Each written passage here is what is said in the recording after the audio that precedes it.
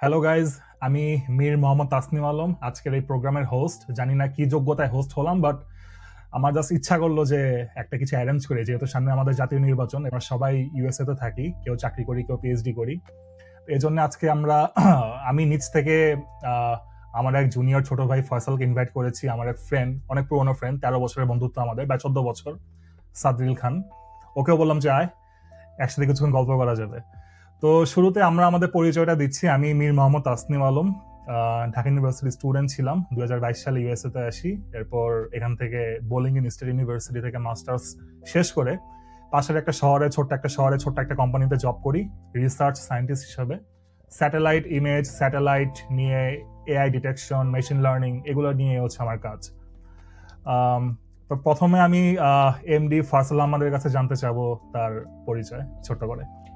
আহ, ধন্যবাদ আপনাকে। তাসনিম ভাইয়ের সাথে আমার এই গত ফলে এখানে আসার পরে যে পরিচয় হয়, আমরা অনেক সময় অনেক পলিটিক্যাল আলোচনা করতাম। পরবর্তীতে আমরা একসাথে ডিসাইড করলাম, ঠিক আছে, আমরা কিছু কি একসাথে এরকম কিছু করা যায় কিনা। ওইখান থেকেই হয়তো বা আমাদের আজকের আড্ডা।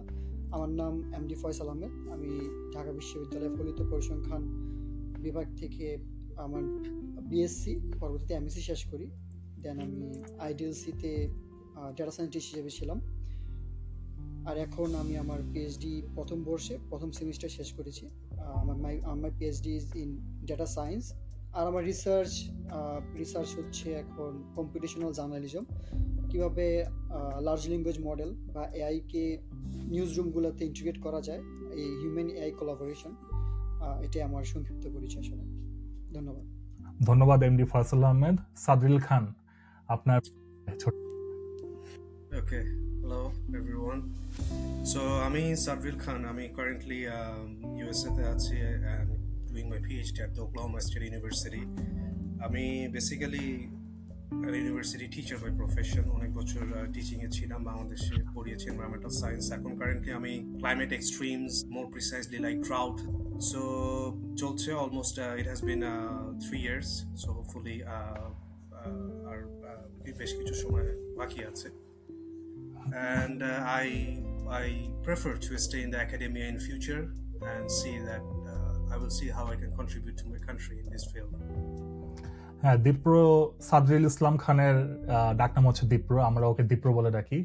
দীপ্র আরেকটা পরিচয় হচ্ছে ও ড্যাফোডিল ইউনিভার্সিটির টিচার ছিল বাংলাদেশে প্রায় 3 বছর বা 4 বছর, এখানকার ওখানে শিক্ষকতা 4 years, অলমোস্ট 4 years। এর মাঝখানে আবার ও অস্ট্রেলিয়াতে ইউনিভার্সিটি অফ সাউথ ওয়েলস থেকে মাস্টার্স করে রিনিউয়েবল এনার্জির উপর। I was in UK, UK, okay, United Kingdom. United kingdom. তো ওইখান থেকে দেশে এসে ড্যাফোডিলে জয়েন করে, তারপর এখান ড্যাফোডিল থেকে আবার হচ্ছে ইউএসএ তে আসে ওকলাহোমা স্টেটে পিএইচডি করতে। ওর পিএইচডি টপিক হচ্ছে ফ্ল্যাশ ড্রাউট, যতদূর জানি আর কি। আমরা সবাই ফ্ল্যাশ ফ্ল্যাড নিয়ে জানি যে খুব দ্রুত যে বন্যা হয়, ওটা হচ্ছে দ্রুত মঙ্গা হয়। সো খুব ইন্টারেস্টিং টপিক। তো এটার উপর পিএইচডি করতেছে অলমোস্ট 3 years or 2 years হলো এখন। তো আমরা এখানে আজকে সবাই এক হয়েছি বেসিক্যালি একটা মেইন রিজন, সেটা হচ্ছে এই জুলাই আন্দোলন। সেটাতে আমরা সবাই খুবই মুভড, সেটা আমি ব্যর্থ কণ্ঠে বলতে পারি, কারণ আমি ব্যক্তিগতভাবে ওই টাইমটাতে যা ফিল করেছি সেটা সারা জীবনে করি নাই। That was totally different. Internet ছিল না, বাসায় ফোন দিচ্ছি, আম্মুর কাছে ফোন যাচ্ছে না। So that was a horrible feeling. So যখন ওই টাইমটাতে দেশের খবর রাখতে পারি নাই, ফয়সাল ওই টাইমটাতে মাঠে ছিল, ও তখনও আমেরিকায় আসে নাই, ওই টাইমটাতে হচ্ছে মাঠে আন্দোলন করতেছিল। তো সেই সময়কার ছোট্ট একটা এক্সপিরিয়েন্স আমরা ফয়সাল থেকে শুনতে চাই। ফয়সাল। আহ, তখনকার যে অভিজ্ঞতা আসলে এটা মানে এখনো যদি আমি চিন্তা করি এভাবে, তখন আমার চোখে এগুলো ভাসে যে তখন তখন যে একটা মানে যে একটা ভয়াবহ অবস্থা ছিল তখন বাংলাদেশে। আমি তখন আইডিয়াল সিটি ডেটা সায়েন্টিস্ট হিসাবে কাজ করছিলাম। তো মোস্ট অফ দ্য টাইম আমার লিভে লিভে ছিলাম আমি। বিভিন্ন এক্সকিউজ দেওয়া যে আজকে আসতে পারতেছি না এই কারণে, অন্য কারণে। এট দ্য সেম টাইম আমরা আন্দোলনে ছিলাম, বন্ধুদের সাথে ছিলাম। আহ, আসলে আমার অনুভূতি কি এখন, আমি কেন আন্দোলনে গিয়েছিলাম যদি প্রথমে শুরু হয়। প্রথমত কিন্তু এটা শুরু হয় একটা পারপাস ছিল যে কোটা আন্দোলন, বৈষম্য নিরোধের জন্য যে আন্দোলন। তখনও কিন্তু I wasn't that much touched যে আমি খুব আন্দোলনে যাব বা আন্দোলন করতে হবে, আমাকে কিন্তু তখন ইনক্লুড করতে মানে পারে। গভর্নমেন্ট জবের মানে এক্সপেকটেশন না থাকলে আসলে এটা টাচ করার কথা না। না, এটাই আসলে যে হুম। আমি আমি এটা নিয়ে বিরক্ত ছিলাম।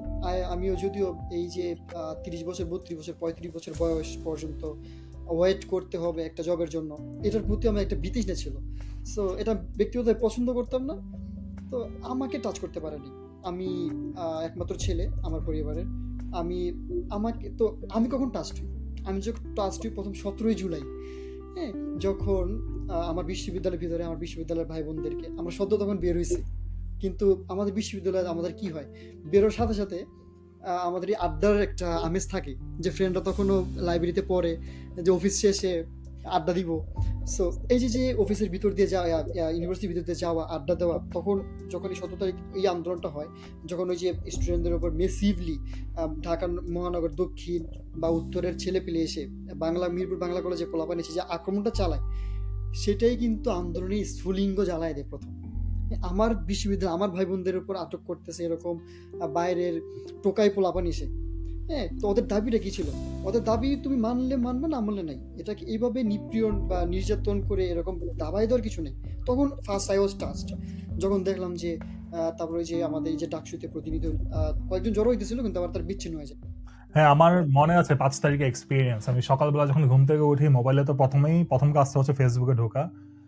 পালিয়েছেন হাসিনা, মানে এই বিশাল বড় হেডলাইনে একটা দেখলাম যে নিউজ ফেসবুকে। মানে তখন এর আগদিন পর্যন্ত চিন্তাও করতে পারিনি যে এত ইজি হবে জিনিসটা।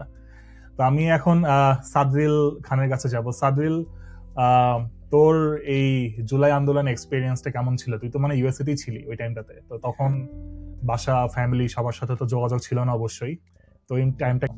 ওকে, সো আসলে এই জুলাই এই মুভমেন্টটা নিয়ে বেসিক্যালি আমি প্রথম মনে হয় কোনো পাবলিক প্ল্যাটফর্মে আমি speaking. So first of all, I would like to congratulate the people of Bangladesh. Although I'm Of in course. abroad, but my support was with them. But the credit goes to the people who were on the streets back in home. I mean, they were very 100%. brave, and I really would like to thank them, like for working so hard, working very brave. এবং তাদের জন্যই আসলে আজকে বাংলাদেশ একটা new একটা hope দেখছে.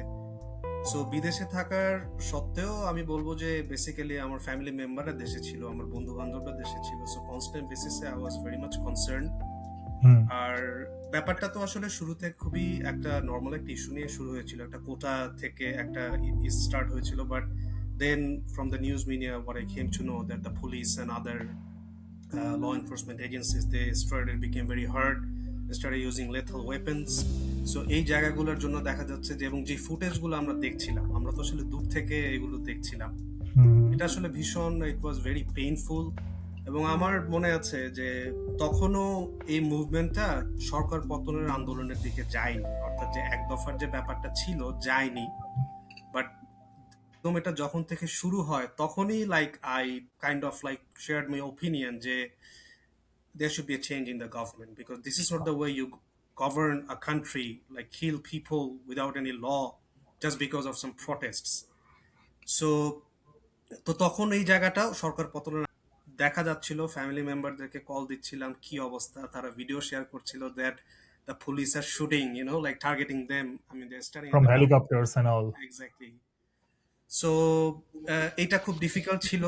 এবং একটা জায়গায় যখন আসলে আমার কাছে মনে হয়েছিল যে যখন যতটুকু আমার মনে পড়ে যে the few students leader they were indicted like by the DB, হ্যাঁ, তারপরে যখন তারা রিলিজড হলো এবং তারপরে যখন তারা এগেইন তারা লাইক আই মিন পাওয়ার, তারা আবার ইউনো লাইক একসাথে আবার একতাবদ্ধ হলো, আবার যখন স্টার্ট করলো, তখন আসলে আমি হোপফুল ছিলাম যে এবার সত্যি আসলে কোনো একটা চেঞ্জ হয়তো হবে. আমি হচ্ছে মানে আমি এই হোপটা আমার হয়েছে কোন দিন, যেদিন দেখলাম যে খালেদা জিয়া তার প্রোফাইল পিকচার চেঞ্জ করে রেড রেড করলো, মোহাম্মদ ইউনুস রেড করলো, সাবেক সেনা প্রধান রেড করলো, তখন বুঝলাম যে something is happening and this time this is the final. But কারণ এর আগে কিন্তু একটা সিগন্যাল পাচ্ছিলাম, লাইক 18 সালে কোটা আন্দোলন, তারপর হচ্ছে সড়ক আন্দোলন, তখন আমাদের মনে হচ্ছিল যে government might fall, but it didn't in the end, right? আসলে এখানে একটা ব্যাপার আমি একটু বলবো, হুম। সেটা হচ্ছে যে আমার কাছে মনে হয়েছে, বা এটা আমার কাছে এখনো মনে হয় যে আমাদের দেশের মানুষ আমরা যারা আছি, we are not really ready, like to live in a civilized world. So এর আগে 100%। ধরেন যে যখনই ধর কোনো দাবি দাওয়া ছিল বা ইয়া ছিল, সবসময় তারা একটা মানে তাদের একটা কাউন্টার আর্গুমেন্ট ছিল একটা অথরিটির প্রতি, বাট যে টপ যে লিডারটা ছিল তাকে কিন্তু ডিরেক্টলি চ্যালেঞ্জ করার মতন কোনো সিচুয়েশন বা ছিল তো নাই। উল্টা আরো সেখানে তোষামোদি ফ্ল্যাটারি এগুলা সেখানে ছিল। তুই যদি মনে করে দেখিস যে প্রথম যে কোটা আন্দোলনটা হয়েছে সেটার একদম ফ্র্যাঙ্কলি যদি তুই দেখ যে কি ছিল, যারা প্রোটেস্ট করছিল, আমার মনে আছে তখন আমি তখনও বিদেশে ছিলাম। হ্যাঁ, তখন তখন ইউকেতে দেখা ছিল। যাচ্ছিল যে একটা যেন একটা একটা একটা একটা কাইন্ডনেস এক্সপেক্ট করতেছে from the very top leader, like more precisely Sheikh Hasina, like Mamata Mahima, এগুলা বলে একটা, এবং সেটা একটা ম্যাচ একটা ইয়াতে ছিল। বাট প্রথমবারের মতন এটাকে চ্যালেঞ্জ করে দাঁড়ালো হচ্ছে যখন এই মুভমেন্টে যে যে তুই কে আমি কে, রাজাকার রাজাকার রাজাকার রাজাকার, এগুলা। এক্স্যাক্টলি। সো এই যে দাঁড়িয়ে যাওয়াটা এই এগেনস্টে, এটাই ছিল হচ্ছে প্রথম ইন্ডিকেটর। এটা এর আগে কিন্তু কখনো হয়নি। হয় নাই। আমার মনে আছে এখন 18 সালে তো আমরা ফিল্ডে ছিলাম, তখন তো হ্যাঁ, দীপ্র তখন বিদেশে ছিল, বাট আমরা ডিরেক্টলি মাঠে ছিলাম। তখন স্লোগানগুলো কেমন ছিল? বঙ্গবন্ধুর বাংলায় বৈষম্যের ঠাঁই নাই, এক্স্যাক্টলি, তাই না? মানে তখন কিন্তু মানে গভর্নমেন্টকে একটু তেল মেরে হচ্ছে এই আন্দোলনগুলো চলতেছিল এবং এক্স্যাক্টলি। বোঝা যাচ্ছিল। হ্যাঁ, exactly, but that's not the way, like to uh, you হ্যাঁ, ইউ গেট সামথিং। আমি আমি এই জায়গাতে একটু ভিন্ন মত হ্যাঁ, পোষণ করতে অবশ্যই। চাই। সৌভাগ্যবশত বা দুর্ভাগ্যবশত আমরাই তখন প্রথম ব্যাচ 18 ফার্স্ট সালে। ফার্স্ট ইয়ার, আচ্ছা। তার শরীরে রক্ত গরম, হুম। বড় ভাইরা নামছে যাইতে হবে। এবং সাইদুর ভাই যিনি এখন জার্মানিতে আছেন, তার মাস্টার্স করছেন, উনি he got shot in his left leg. তো ওনাকে ক্যারি করে আমার ল্যাবেটে নিয়ে যেতে হয়। ল্যাবেটে ভিজিট দিয়েছিলাম, কত সেটা মনে আছে, 1500 টাকা ভিজিট দেওয়া হয়। তাকে ডক্টর দেখে, ডক্টর যখন জানলো যে কোঠা আন্দোলনের কারণে তার পায়ে শট হয়, তখন তার ভিজিটটা আবার ফেরত দেওয়া হয়। তো আপনি মানে যেই ডক্টরও টাকা জিনিসটা, নেয় নাই এটা শোনার টাকা পর। নেয়নি, টাকা নেয়নি। তবে আমি যে আচ্ছা। জায়গাতে ভাইয়ের সাথে ভিন্ন পোষণ করতে চাই, যে আন্দোলনটা তখন ওই যে বঙ্গবন্ধুর বাংলায় কোঠার বৈষম্যের ঠাঁই নাই, বা ওই যে মমতাময়ী মা বলে, দেখেন একটা জাতি যখন বিভিন্ন সময় বিভিন্ন পলিটিক্যাল পার্টিদের রুলড হওয়ার পরিবর্তে তাদের ছায়া তলে থেকে একটা সুবিধা নেওয়ার মন মানসিকতা আমাদের তৈরি হয়, আপনি কিন্তু অল অফ এ সাডেন একদিনের থেকে বেরোতে পারবেন না। হ্যাঁ, ওই অ্যাটমসফিয়ারে তখন, ওই অ্যাটমসফিয়ারের মধ্যে দাঁড়ায়া নুরুল হক নূর বা যারাই তখন ছিল, তারা যে ওই পর্যন্ত একটা স্ট্রাইক আন্দোলনের নেতৃত্ব দেওয়া। আরেকটা বড় জিনিস আপনাকে বলি, আন্দোলন সফল হওয়ার পরে আসলে যারা বিজয়ী হয়, তাদের তাদের কৃতিত্ব যতটুকু আপনি সামনে দেখবেন, আন্দোলন ব্যর্থ হলে তাদের নিয়ে কেওয়াস আরো বেশি হয়। আপনি ওই সময় একটা এক দফার আন্দোলনে নুরুল হক নূরকে এক্সপেক্ট করা, এটা একটা ডেডলিয়েস্ট কুড হ্যাভ বিন, যে ও একটা বলবে যে আমি সরকারের সমালোচনা করে এখন মেসাকার হবে, মারা যাবে, ওইগুলোর রেসপন্সিবিলিটি কে নিবে? দে আর অলসো হিউম্যান বিং, তাই না? আমিও তো হিউম্যান বিং। এখন আপনি ওর থেকে এমন কিছু এক্সপেক্ট করতেছেন যেটা আমি আপনি হইলে পারতাম না। এটা আমার কাছে মনে হয় যে ইতিহাস, তাদের প্রতি আমরা এই ক্রিটিসিজমটা একটা ইনজাস্টিস, আই না ফিল না, so. We are not criticising them, আমি জাস্ট বললাম যে আন্দোলনের নেচারটা তখন এরকম ছিল, পরবর্তীতে এটা চেঞ্জ হয়ে গেছে। 24-এর আন্দোলনটা পুরোপুরি অর্গানিক বলবো আমি, কারণ হচ্ছে কি এই হল থেকে যখন একসাথে বলা হয় যে আমি কে তুই কে, রাজাকার রাজাকার, ওই বিকজ অফ বিজয় হোয়াট, একাত্তর হল থেকে, এটা প্ল্যান বিকজ অফ করে পসিবল না ভাই। বিকজ অফ হোয়াট, কারণ আপনি 2022 থেকে শুরু করে 21-23-এ শিবির বলে রাজাকার বলে আপনি যে পরিমাণ মানুষকে মারছেন, হল থেকে বের করে দিয়েছেন, মানুষকে অপ্রেসড করছেন। সো আমাদের কাছে কিন্তু, টু বি অনেস্ট ভাই, এটা অনেকে নেগেটিভ নিতে পারে, আমার কাছে মুক্তিযুদ্ধ মানে কি? হ্যাঁ, হাঙ্গর নদীর গ্রেনেড আমি মুভি দেখছি, ঠিক আছে? আমার কাছে মুক্তিযুদ্ধ মানে হচ্ছে বিভিন্ন রেটরিক, এর বাইরে কিন্তু কিছু না। এখন আপনি মুক্তিযুদ্ধের চেতনা, মঈনুদ্দিন খান বাদলের কাছে যেমন, যে আপনার টকশোতে সংসদে থাবড়ে আপনার টেবিল ফাটাই ফেলতো, আমার কাছে কিন্তু তেমন না।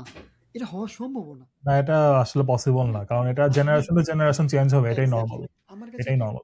আমি চাই ভাই আপনি পলিটিক্স করেন, সমস্যা নেই, আপনার রেলের আচ্ছা, কারণে এটা আপনার এটা মুক্তিযুদ্ধের, আমি অ্যাকচুয়ালি জানতে চাচ্ছিলাম যে দুজনের কাছে, এট ফার্স্ট আমি দীপ্রর কাছে আসি। Dipro, how do you see our liberation war? I mean what does it mean to you?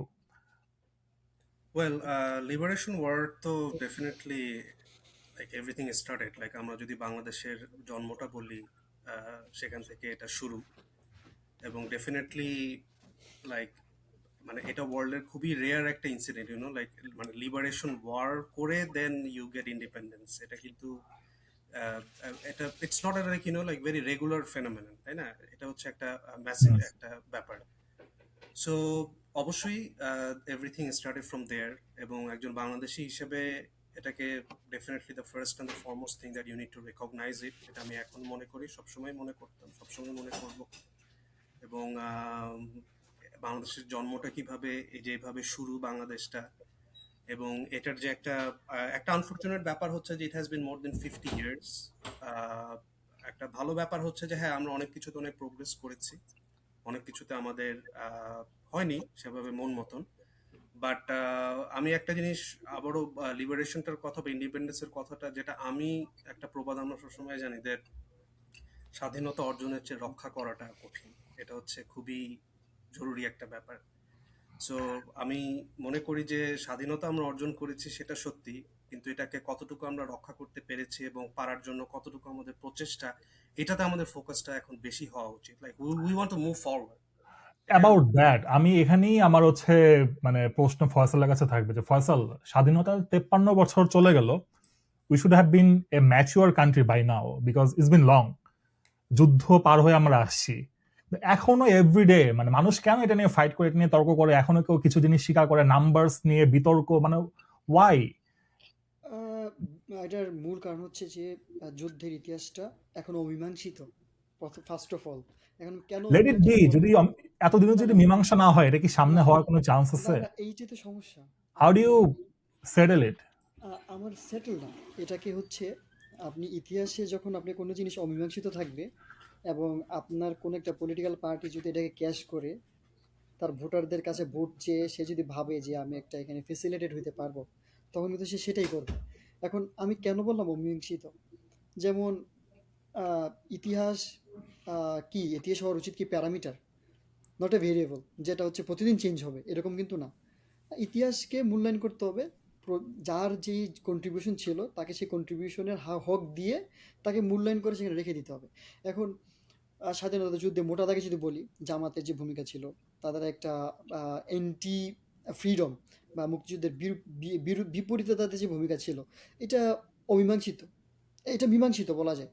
যে এটা নিয়ে কারো প্রশ্ন থাকার কথা না। এখন আপনি বলতে পারেন যে তাদের বিভিন্ন নেতাকর্মীদের বিভিন্ন ট্রায়ালে যেভাবে তাদের ফাঁসির রায় কার্যকর বা যে যাবজ্জীবন দেওয়া, ট্রায়াল নিয়ে প্রশ্ন উঠতে পারে, কিন্তু তাদের যে বিচার হয়েছে, তাদের যে ট্রায়ালের মুখোমুখি করা হয়েছে, এটা নিয়ে প্রশ্ন ওঠার কথা না।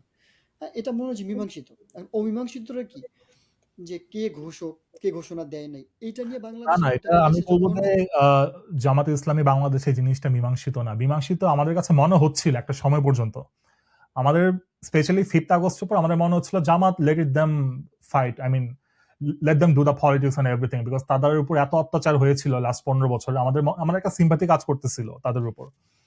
জিনিসটা এখানে সেটেল ডাউন হয়ে যাওয়ার কথা, তারা পলিটিক্স করবে সুন্দর মতো, সামনের দিন নিয়ে তাদের প্ল্যান বলবে। বা তারা দেখলাম কি, তাদের মুক্তিযুদ্ধর যে ইতিহাস, সেটাতে হচ্ছে তাদের মানে সেটা নিয়েই তারা পড়ে আছে। গোলাম আজমকে হাইলাইটেড করা, like I mean why do have to do কারণ দ্যাট? কি, এর কারণ কি? ওই যে বললাম যে মানে ওরা এই জিনিসটা আবার পুনরায় রিরাইট করতে যাচ্ছে। এটা তাদের ভুল। এটা আমি তাদের ভুল বলতেছি এই কারণে, যখন যেটা আওয়ামী লীগ করছে, তাদের ভুল কি ছিল, যে তারা এক্সেসিভ করে ফেলছে।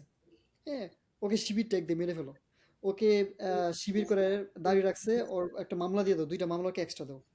এই যে যে আওয়ামী লীগ যে মানে ফেসিজমের যে চরম পর্যায়ে তাকে নিয়ে গেছে, এগুলোই কিন্তু এখন সেম পথে যদি কেউ হাঁটে, তার পরিণতি সেমই হবে। কারণ একটা জাতি যখন 5ই আগস্টের মতো একটা জায়গাতে চলে যায়, যেমন আপনি যদি আমাকে জিজ্ঞেস করেন, are you afraid of death? No, I don't. হ্যাঁ, তো এইরকম যদি 50,000 লোকও থাকে বাংলাদেশে, এনাফ। কারণ they are not afraid of death anymore. এই আচ্ছা, এটা জায়গা থেকে বলতেছি যে এই রাজনীতি যেই করবে বাংলাদেশে, সে রেডিকেট হয়ে যাবে, সে এলিমিনেট হয়ে যাবে অটোমেটিকলি। জামাত যেটা আমার করতেছে, কাছে আমার কাছে মনে হয় না এটা হবে। আমার কাছে মনে হয় এটা একটা ভিশিয়াস সাইকেল, যেটা হচ্ছে আমরা বারবার দেখতে থাকবো। একটা গভর্নমেন্ট আসবে, ফাইট হবে, গণ অভ্যুত্থান হবে, গভর্নমেন্টটা চেঞ্জ হবে, নতুন ইতিহাস লেখা হবে, এবং এই সাইকেলের মধ্যে আমরা পড়ে গেছি আনফরচুনেটলি। তো দীপ্রর এক্স্যাক্টলি। আমি কাছে আমি আমি এখানে জাস্ট একটু একটা জিনিস একটু অ্যাড করতে চাই, যে হুম, আমরা যখন কোনো হিস্ট্রি কোনো অ্যানালিসিস করি, সেটা আমরা কিসের বেসিস অ্যানালিসিস করি? Like based on different types of data. Like news paper report যেটা আছে, ইন্টারভিউজ আছে, বা বিভিন্ন ধরনের স্ট্যাটিস্টিক্যাল যেগুলো আছে। সো এই ব্যাপারগুলো নিয়ে না সব সময় ডিসপিউট থাকবেই। একটা হচ্ছে এটা একটা কমন একটা ব্যাপার, এবং এই জিনিসগুলো নিয়ে বাংলাদেশ এত সময় ব্যয় করছে, মানে এই যুদ্ধ, এই আর্গুমেন্ট গুলা নিয়ে, লাইক যেটা হচ্ছে ফ্যাক্ট কথা, মানে একদম সত্যি কথা, যে যে হিস্ট্রির কথা যদি বলি, প্রকৃতির ইতিহাসের কথা সবাই বলে, তো সবাই সবার একটা প্রকৃতির ইতিহাসের ভার্সন কিন্তু আছে, তাই না? মানে বিভক্ত মানুষ, আমি সেটা বলছি, মানুষ প্রচন্ড ভাবে বিভক্ত। সো এই জায়গাটায় আমি একটু পজ করতে, মানে এটা হচ্ছে একদমই আমার পার্সোনাল ওপিনিয়ন, যে এই জায়গাটা আমি আসলে একটু পজ নিতে চাই। মানে এক্স্যাক্টলি, মানে এটা we have spent a long time like fighting on the past. It's time to focus on present and look for the future. look for the future.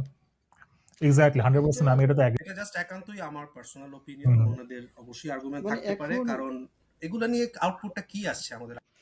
there's no আউটপুটটা কিছু output, নাই। no, nothing এটা at all. এটা এটা এটা output মানে এই কিছু অংশে আমি ভাষা দেখি, কিছু অংশে যেখানে আমার ডিসএগ্রি, সেটা হচ্ছে যে আপনি আহ, আপনার যে জাতীয়তা বোধ বা জাতিগত আপনি কি, সেটা আপনি ইতিহাস ছাড়া জানার কোনো ওয়াই নাই। কিন্তু ইতিহাস জানতে হবে, তবে কিছু জায়গা যেখানে আমাদের আসলে আনটাচ রেখে দিতে হয়। কিছু জায়গা বিতর্কিত থাকবেই, সেগুলো বিতর্কিত থাকা উচিত। সেগুলো হচ্ছে মানুষ, আমি আপনি যেমন জাজ করব, যেমন আপনার একটা আন্ডারস্ট্যান্ডিং থাকবে, আপনি বই পড়বেন, আপনি ইতিহাস ঘাঁটবেন, তখন আপনি আপনার মতো একটা জাজমেন্ট তৈরি করবেন যে ও ঘোষক, আচ্ছা ইটস ওকে ফাইন, বা ও স্বাধীনতার ভূমিকা কি, তাকে আপনি আপনার মতো দিবেন। কিন্তু এই যে ৭১, যে আমাদের যুদ্ধ, আমরা যে একটা স্বাধীনতা যুদ্ধের এতগুলো মানুষ মারা গেছে, আমাদের অর্জন, এখন কেউ যদি এটাকে ডিনাই করে, যে যদি কেউ বলে যে এটা ভারত এখানে আহ, একটা মানে ফাইট করে ভারত তার নিজের লাভের জন্য কিছু করছে, এই জায়গাগুলোতে আমাদের প্রশ্ন করতে হবে। কারণ এই জায়গাগুলো যখন আপনি প্রশ্ন না করবেন, তাদের ইন্টেনশনটা কি? তাদের ইন্টেনশন হচ্ছে ভারত পাকিস্তানের যুদ্ধ ছিল, এটা তাদের মধ্যে, সো দ্যাটস ওয়াই আমরা ভারতের বিপক্ষে গিয়ে পাকিস্তানের পক্ষে ছিলাম। এই যে যে একটা এস্টাবলিশমেন্ট আরেকটা, এটা কিন্তু একটা ভুল রেটরিক, বয়ান। এই বয়ানটা ঠিক না। সো এরা যারা এগুলো করতে চাচ্ছে, তাদের বিরুদ্ধে ভয়েস রেজ করতে হবে। এবং একসময় এগুলো আপনার মনে করেন ট্রায়াল ওদের বিরুদ্ধে ভয়েস রেজ হবে কিভাবে? Faisal, you participated in the July movement in person, that we know, and we appreciate it. You also support NCP, right? You morally support NCP. NCP জামাতের সাথে জোট করলো, তুমি এক পক্ষে বলতেছো তাদের এগেইনস্টে ভয়েস রেজ করতে, আবার তুমি এমন একটা পলিটিক্যাল পার্টিকে সাপোর্ট করো যারা হচ্ছে ভয়েস রেজ করতে তোমার এই, হ্যাঁ, আমি কিন্তু কোনো নাম বলিনি। হ্যাঁ বলেন। এক্স্যাক্টলি, আমরা উই অল নো যে কারা এটা চেঞ্জ করে। দুইটা দলই আছে যারা এটা কদিন পর চেঞ্জ করে। তো and you support a team, and যারা হচ্ছে এই দলের সাথে হচ্ছে জোট করে সামনে নির্বাচন করবে, how do you see it? I mean, do you feel confused sometimes? না না, এটাকে বলে অ্যাডোমিনেন্ট ফেলাসি। ফেলাসির কয়েকটা ফেলাসির মধ্যে এটা একটা হচ্ছে অ্যাডোমিনেন্ট ফেলাসি। যেমন ধরেন, আপনি ব্যক্তিগতভাবে ব্যাংক থেকে অনেক টাকা ঋণ নিছেন, আপনি ঋণ খেলাপি। এখন আপনি একটা জায়গায় বসে একটা ভালো কথা বলতেছেন, এখন আমি আপনার এগেনস্টে কথা বললাম, এই বেটা তুই তো ঋণ খেলাপি, তুই আমাকে এই ভালো কথার উপদেশ দর কি? আপনি যদি বলেন যে ইতিহাসে যে আমাদের ভূমিকা, ওইটা নিয়ে তাদেরকে অবশ্যই ট্রায়াল এন্ড এররের মধ্যে যেতে হবে, তাদের জায়গা তাদের পরিষ্কার করতে হবে। যদিও তারা ৪৭ ইতিহাস ভালো জানে, তারপরে ২৪ ইতিহাস জানে, কি ৫২ ইতিহাস জানে, কিন্তু ৭১ ইতিহাস তারা ভুলে যায়। এই যে তারা ভুলে যায়, এটা হচ্ছে অ্যাকসেপ্টেবল না। তো এখন আমি আপনাকে কেন বলতে চাই, এখন জামাতের সাথে এনসিপির জোট আমি কেন সমর্থন করি? সমর্থন করার কারণ হচ্ছে, আপনাকে দেখতে হবে যে ২৪কে কে আপহোল্ড করে। হ্যাঁ, এখন আপনার ৭১-এর আপনার ভূমিকা নিয়ে আমি প্রশ্ন করব, এটার জন্য আপনাকে ছাড় দিব না। দ্যাট ডাজন্ট মিন যে আপনি ভালো কাজ করলে আপনাকে আমি অ্যাপ্রিসিয়েট করবো না। হ্যাঁ, সো এই জায়গা থেকে যে মানে রাজনৈতিক জোট একটা জিনিস, That means, একটা হচ্ছে yeah, কি I get you. আদর্শিক জোট। I get you. I mean, তুমি বলতেছো হচ্ছে যে জামাত ইসলামী যদিও ৭১-এ দেশের বিপক্ষে ছিল, but you still appreciate them because they participated in a fight for the people against Awami League government, I right? appreciate their তুমি recent সেম initiative. রিজনে আওয়ামী লীগকেও সাপোর্ট করো যে ৭১ সালে তারা পাকিস্তানের দেশের হয়ে যুদ্ধ করছিল, আপনি কিন্তু এই and জায়গায় do you still appreciate them and do you still support them? No no no, আপনি এই যে আরেকটা ফেলাসি নিয়েছেন। এখন আওয়ামী লীগ কি? আওয়ামী যে ফেসিজম, হ্যাঁ, তাদের যে একটা আওয়ামী ফেসিজম যে তারা বাংলাদেশে যে এস্টাবলিশ করলো রিসেন্টলি, তাদেরকে For last 17 years, yeah. 17 years, এখন তাদেরকে একটা ট্রায়াল এন্ড এররের মধ্যে যেতে হবে। আমি কিন্তু বলতেছি না যে আওয়ামী লীগকে আপনি একদম মানে জনবিচ্ছিন্ন করে দেন না, দ্যাট শুডন্ট বি হ্যাপেন। তাদেরকে আপনি যেভাবে ব্যান করেন আচ্ছা, বিতর্ক আমরা খুব ভালো একটা পয়েন্টে আসছি। এখানে আমি দীপ্রকে জিজ্ঞেস করবো, দীপ্র, আম, আমরা জানি সবে আওয়ামী লীগের ভূমিকা। আওয়ামী লীগ মুক্তিযুদ্ধের দল ছিল, তারা দেশকে স্বাধীন করে এবং এর পরবর্তীতে তারা অনেক বিতর্কিত কাজকর্ম করে। সব থেকে বিতর্কিত তো হচ্ছে 1400 মানুষকে হত্যা করা। যদিও যদিও এটা নিয়ে হচ্ছে অনেক দলের, স্পেশালি আওয়ামী লীগেরই ভিন্ন মত আছে। বাট এনিওয়ে, আমরা যেটা হচ্ছে জাতিসংঘের রিপোর্ট সেটাই ফলো করি। লাস্ট 17 ইয়ার্স আওয়ামী লীগ, এই যে আওয়ামী লীগকে ব্যান করা হলো, বিরোধী দল কিন্তু আমরা আর পাচ্ছি না, সেটা আমরা লাস্ট 17 ইয়ার্সও পাইনি, সামনেও আমি কোনো সম্ভাবনা দেখতেছি না। So how do you see it and how do you জাজ the moment or the situation? Okay, so প্রথমত হচ্ছে যে এটা হচ্ছে একান্তই আমার পার্সোনাল বিলিফ যে, অফকোর্স, এবং আমি এটা মনে করি এবং আমি শিওর অনেকে এগ্রি করবে যে প্রথম যে বর্তমান এই কনটেক্সটে ওয়ার্ল্ডের আমি মনে করি যে ডেমোক্রেসি হচ্ছে ভীষণভাবে প্রয়োজন। এটা হচ্ছে প্রথম কথা। তো ওয়ান্স এগেন আনফরচুনেটলি স্বাধীনতার অনেক বছর পরেও আজ অবধিও আমাদের ডেমোক্রেসিটাকে আমরা মানে এটাকে আমরা যে একটা একটা কি বলবো যে একটা একটা ফার্ম একটা পজিশনে রাখা যে ইয়া, ঠিক আছে it's not national mature. Union আসলেই ম্যাটার করে। Whatever happens or whatever the leaders do, it's okay, but end of the day the people will have the right, like to choose, like with vote. তো বারবার এই জায়গাগুলো তো হোঁচট তো খেয়েছে। আমরা দেখেছি সামরিক শাসকরা ছিল, আফটারওয়ার্ডস বাংলাদেশ যখন এই বাইপার্টিজান যেটাকে বলা, অর্থাৎ এই দুইটা যখন গণতান্ত্রিক একটা জার্নি যখন শুরু করলো, এটাও কিন্তু বারবার হোঁচট খেলো। আমরা যদি বলি 96-এ দেন কেয়ারটেকার গভর্নমেন্ট আসলো, even after the second term of BNP, like তখনও একটা 111 একটা হলো, and then finally in 2014 you see যে যখন একটাকে বলা হয় যে like without any contest like they were elected. So ওইখান থেকে যে এই যে শুরু হইলে যে টোটাল প্রসেসটা যে তারপরে চললো, তো এটার আসলে প্রথমত হচ্ছে যে এই ব্যাপারটি হচ্ছে আনফরচুনেট। মানে এটাই আমাকে ভীষণভাবে ইয়া করে যে আমি মানে এই টোটাল এই জায়গাটাই মনে করি যে এই জায়গাটা আমাদের যে গ্রোথটা ছিল এটাকে অনেক আসলে পিছিয়ে দিয়েছে। আচ্ছা, এবং আমি ওয়ান্স এগেইন বলবো যে we need to learn to live in a civilised way, যেটার জন্য একটা পারফেক্ট ডেমোক্রেটিক প্র্যাকটিস আমাদের প্রয়োজন।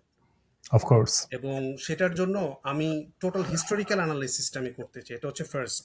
দ্য সেকেন্ড হচ্ছে যে আওয়ামী লীগের আসলে সবচেয়ে বিতর্কিত কর্মকাণ্ড কোনটা, বাট আমি মনে করি like the day like in specially 2014-এ যখন সেই ইলেকশনটা হইলো, যখন বাংলাদেশের ডেমোক্রেসি আবারও যখন হোঁচট খেলো, তখনই আসলে আমাদের পথভ্রষ্ট একটা জার্নি আসলে শুরু হয়ে গেছে।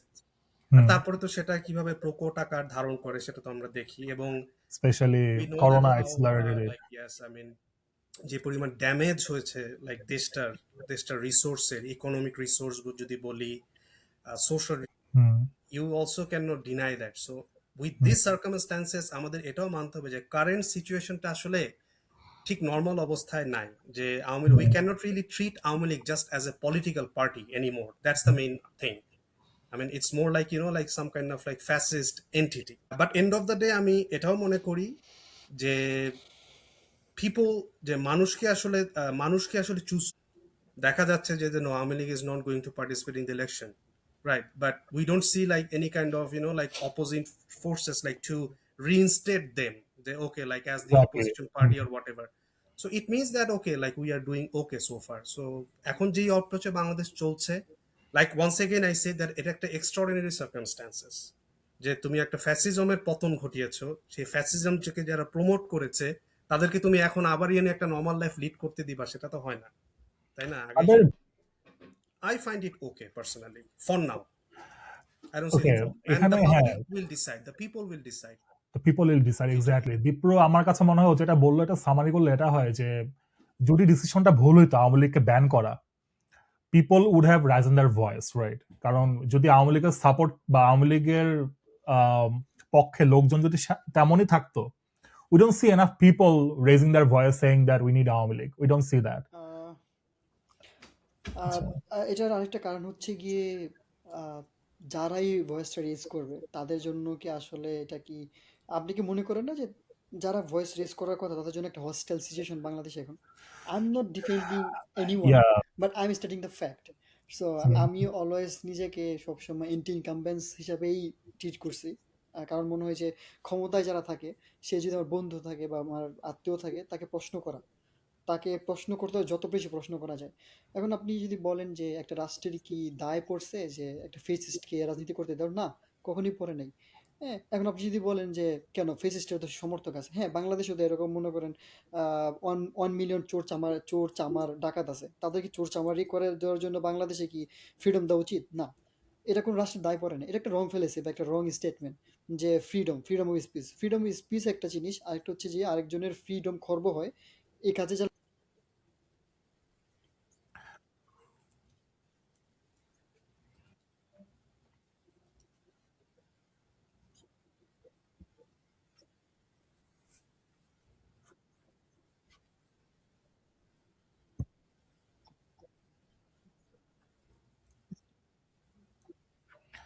হিস্ট্রি উইল ডিসাইড দ্যাট, এটা তো আমরা যে in the context of Bangladesh political culture, Awami League is the root of the root. এটা ডিনাই করার কোনো জায়গা নেই। এখন যদি সে রুট অফ দ্য রুট হয়ে থাকে, তাহলে তাকে আপনি এইভাবে যত সাপ্রেস করবেন, তাদেরকে যত ভয়েস রেজ করতে দিবেন না, তাদের কথা বলতে দিবেন, ইটস ফাইন। এটা যদি আমাদের ল অ্যান্ড অর্ডারের মাধ্যমে হয়ে থাকে, I do respect the law and order বাংলাদেশের। কিন্তু রেকনসিলিয়েশনের মধ্যে দিয়ে আনাটা ইম্পর্টেন্ট ছিল, আই ফিল সো। হ্যাঁ, আপনি ওদেরকে একটা ক্লাস্টার করে স্টাডিফাইড করে আপনি আলাদা রেখে তাদেরকে ট্রিট করা, এটা একটা কিন্তু কোনো normal, this is the this shouldn't be treated as a normal norm in political culture. হ্যাঁ, তারপরে মামলা দিয়ে তাকে কোণঠাসা করা, তার ফ্যামিলিকে অর্থনৈতিক ক্ষতির সম্মুখীন করা, আমাকে প্রশ্ন করে যে জুলাই যোদ্ধা কেন বলি, উই ওয়ার এগেইনস্ট ডিসক্রিমিনেশন, আমার রাইট। আমি কি চাইছি? খন্দকার মোস্তাককে যখন চিত্রকর মোস্তাককে যখন ফটো একটা ব্যঙ্গচিত্র আঁকার জন্য এক্সট্রা জুডিশিয়াল হ্যাঁ, প্রসেসের মধ্যে মোস্তাক, তাকে আটকায় কিশোর, রাখা হয়, সে তাদেরকে মারা যায়, কিশোর। এক্স্যাক্টলি। আমি কিন্তু ওইটার এগেনস্টে ছিলাম। অ্যাট দ্য সেম টাইম কিছুদিন আগে দেখলাম আওয়ামী লীগের এক লিডারকে আপনি কারাগারে নেগলিজেন্সের কারণে মারা গেছে, এইটাও কিন্তু সেম অকারেন্স। এখন that this should have bin treated like same entity. কিন্তু রেটরিক বয়ান এমন একটা জিনিস, সেন্টিমেন্ট আমাদেরকে এই ক্ষেত্রে বায়াস করে দিচ্ছে, এটা করা যাবে না।